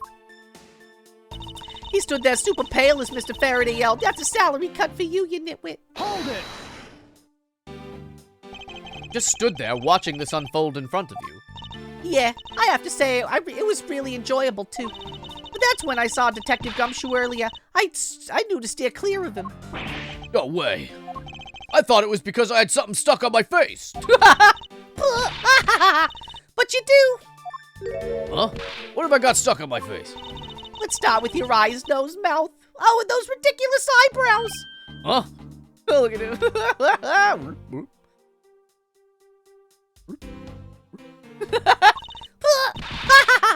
Oh man, messing with your head is just too much fun. Ms. Yu, if you don't mind, I'd like to return to your testimony now. Sure, why not? Brand new detective suddenly getting a salary cut, that's reason enough for a grudge. Hold it! To cut a new detective's salary right off the bat like that. Not really familiar with the way you guys relate, but is that a common practice? Speaking of cutting my salary, didn't you threaten to do that to me too earlier? I suppose I did. It's only natural to cut a worthless detective's salary down to their actual worth. My father can even fire anyone, new or old, with the snap of his fingers. Do you think maybe that's reason enough for detectives to hate you people? Well, I guess they really shouldn't cut people's pay. Detective Bad, don't tell me Mr. Von Karma cut your salary earlier. Well, how's that for the perfect explanation? Hold it! Hold it. You call your explanation perfect. Is it not to your liking? Unfortunately for you, it's just not up to my standards. Oh, and is there something you want me to clarify in that case? What should I do? Should I raise an objection? Yeah. All right, if you could clear this one thing up for me.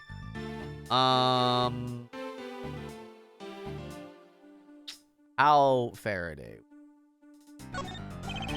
Still haven't explicitly established how Mr. Faraday was killed. Objection! Oh. Going senile already, Miles. Mr. Faraday was stabbed to death with a knife. No, not that. What I meant to ask was, how were the two men killed when they were in a guarded room? Going to find that out very soon from Gumshoe at his interrogation. Oh man. Oh. Okay. I'm losing health quickly. Oh,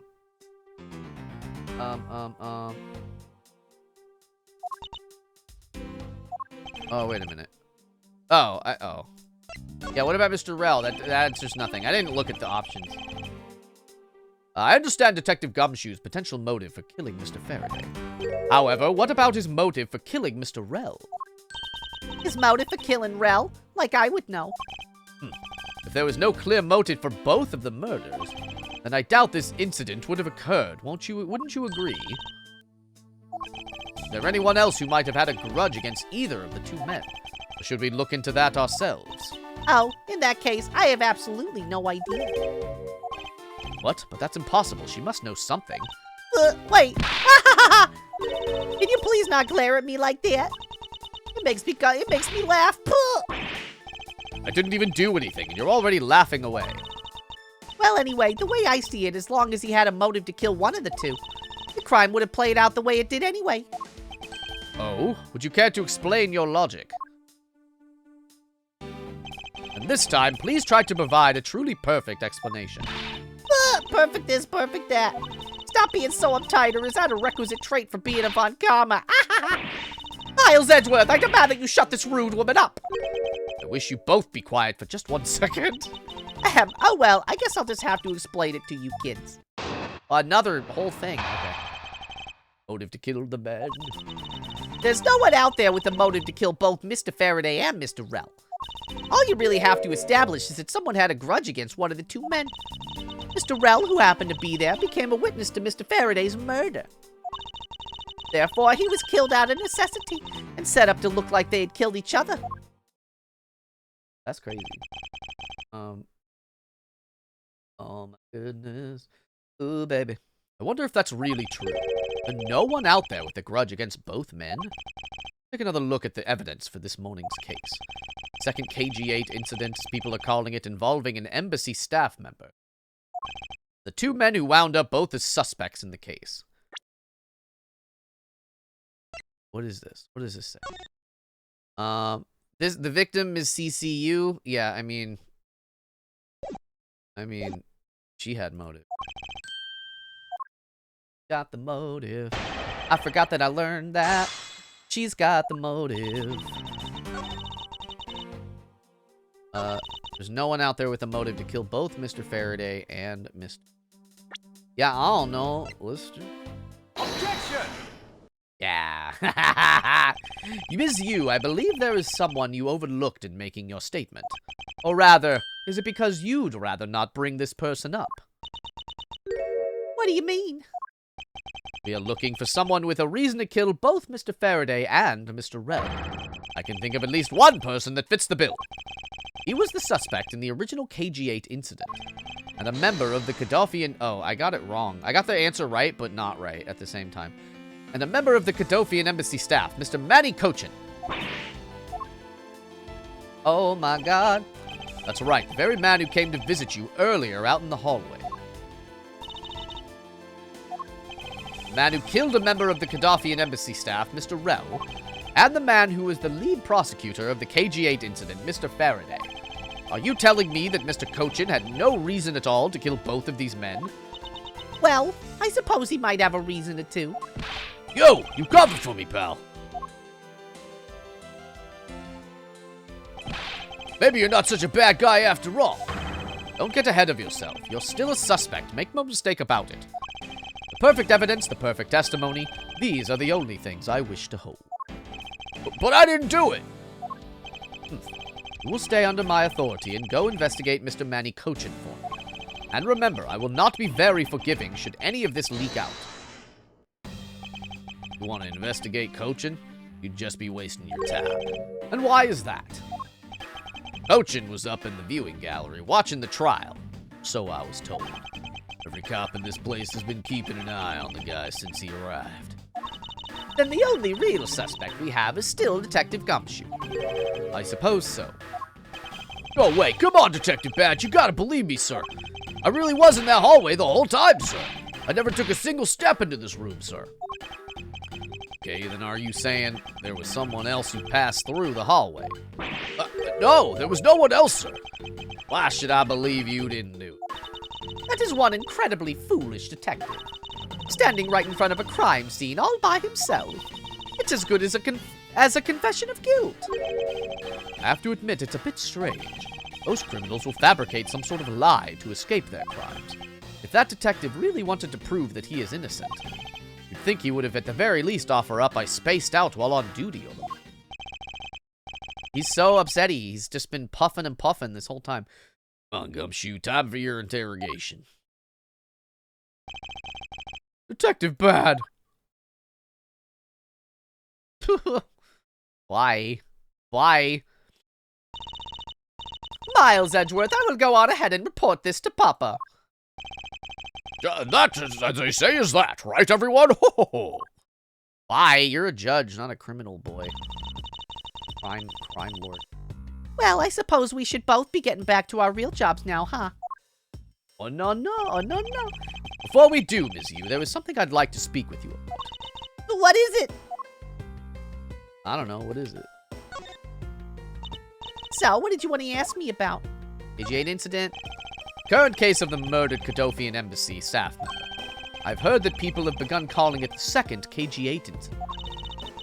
Only among you law enforcement types. And what about it? I'd like for you to tell me everything you know about the original KG-8 incident. I'm afraid I can't help you. I don't know anything beyond what was reported in the papers. No, I believe you know much more, since you are directly tied to the KG-8 incident. I'd appreciate it if you'd stop with the false accusations. Faceless outbursts are useless both inside and outside the courtroom, don't you know? I do, but I also know that I do have a leg to stand on here. Think you can stop making that ultra-serious face in front of me? You could please stop laughing for just 1 second. I'm not going to make any headway like that. I'm just gonna have to show her exactly how related to the KG-8 incident she is. Oh my god. Ms. Yu, I believe that I have proof of your connection to the KG-8 incident. That file is your proof. Very well, then. Why don't you tell me exactly how I'm related? To the... Oh, wait. The victim. To the victim. Your connection to the KG-8 incident is through the victim. Victim's name is CCU. You will note that she has the same last name as you. You really still tell me with a straight face that you are not related to this case. Sorry, but we're not related. Just kidding. You asked the question with such a serious look on your face that I couldn't help but... Ms. Yu, I ask that you please tell me the truth. All right, I'll tell you everything I know. As you guessed, the one who reported the smuggling activities of the Amano group was my sister, CCU. As I thought. And she was killed right before she was to testify at the impending trial by Manny Cochin. But because he was tried once and was acquitted, he gets to live out the rest of his cushy life completely carefree. All because of a lack of evidence. No, I heard that the evidence to convict him did exist. What? I heard it from Mr. Faraday himself after Mr. Cochin's trial was over. Apparently, a man in black made off with the most important piece of evidence. Then the evidence had been tampered with. Isn't it just like a criminal to do something like that? The smuggling ring being run out of the Amano group by one of its secretaries. Hold on.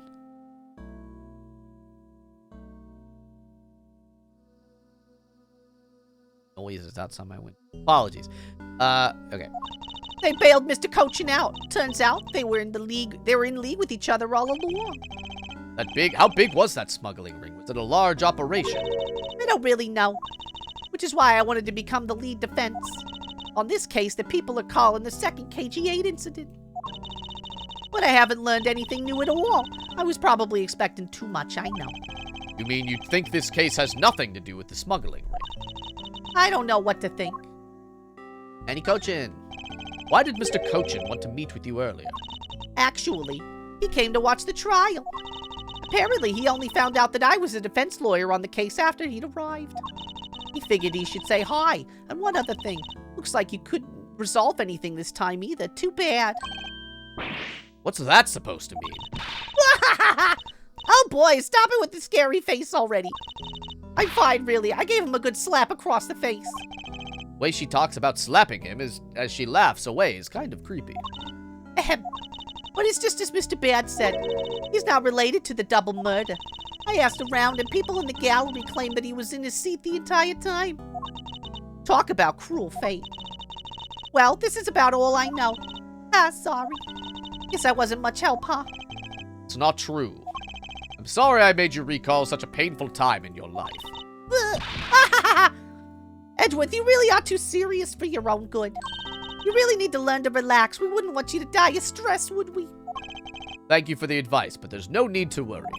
I work in my own way, and I will catch this criminal in my own way as well. You'll see. Look at you with your game face on, ready to go. I'm making no such face. You are, bud. You're doing it. Did you know laughter is the best medicine, Edgeworth? Don't you get tired of making such a serious face all the time? charged with making sure that all the criminals in this world are found guilty. I have no need for laughter.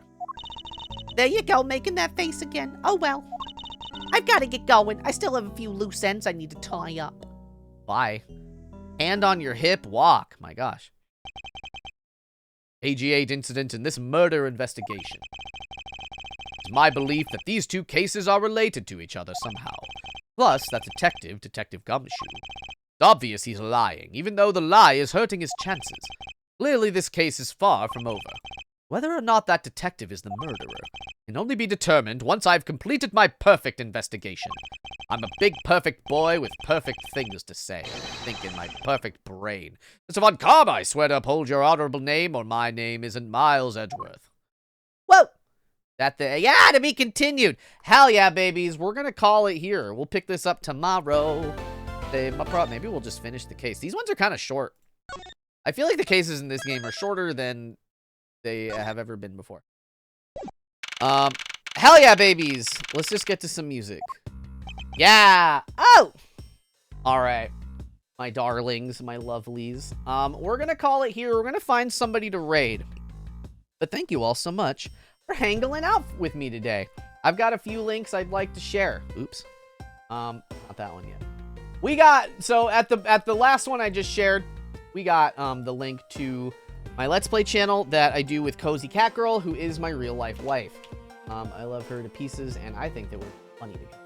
So check that heckin' dangle poo-poo out. I implore you. If you think I'm funny, let's read. Let's see. Yeah, let's read. I'm Arku live. Hey, thank you, Cozy, for the work alert. We also have the link to my card, which is a one-stop shop to all my socials and comm mission info. We got the Discord link, a beautiful place full of lovely people. A link that is that'll get you to any of my YouTube channels, and a throne if anybody feels like a spoiler-ling me. This is our raid message. You can copy and paste that if you're a subscriber, and if you're not, that's okay. Give it a think if you have the means, but no worries one way or the other.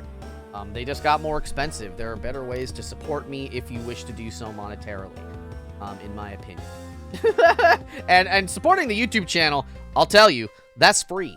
That's free, babies. Oh my goodness. Let me just paste it a million billion. I love you all to pieces. We'll pick this up tomorrow. Same action time, same action station. That's in 21.5 hours from now. Have a lovely day. I love you all so much, baby. I'll do this one more again. Oops, not that. Hell yeah. All right, in 5, 4, 3, 2, 1. Have a good day, everyone.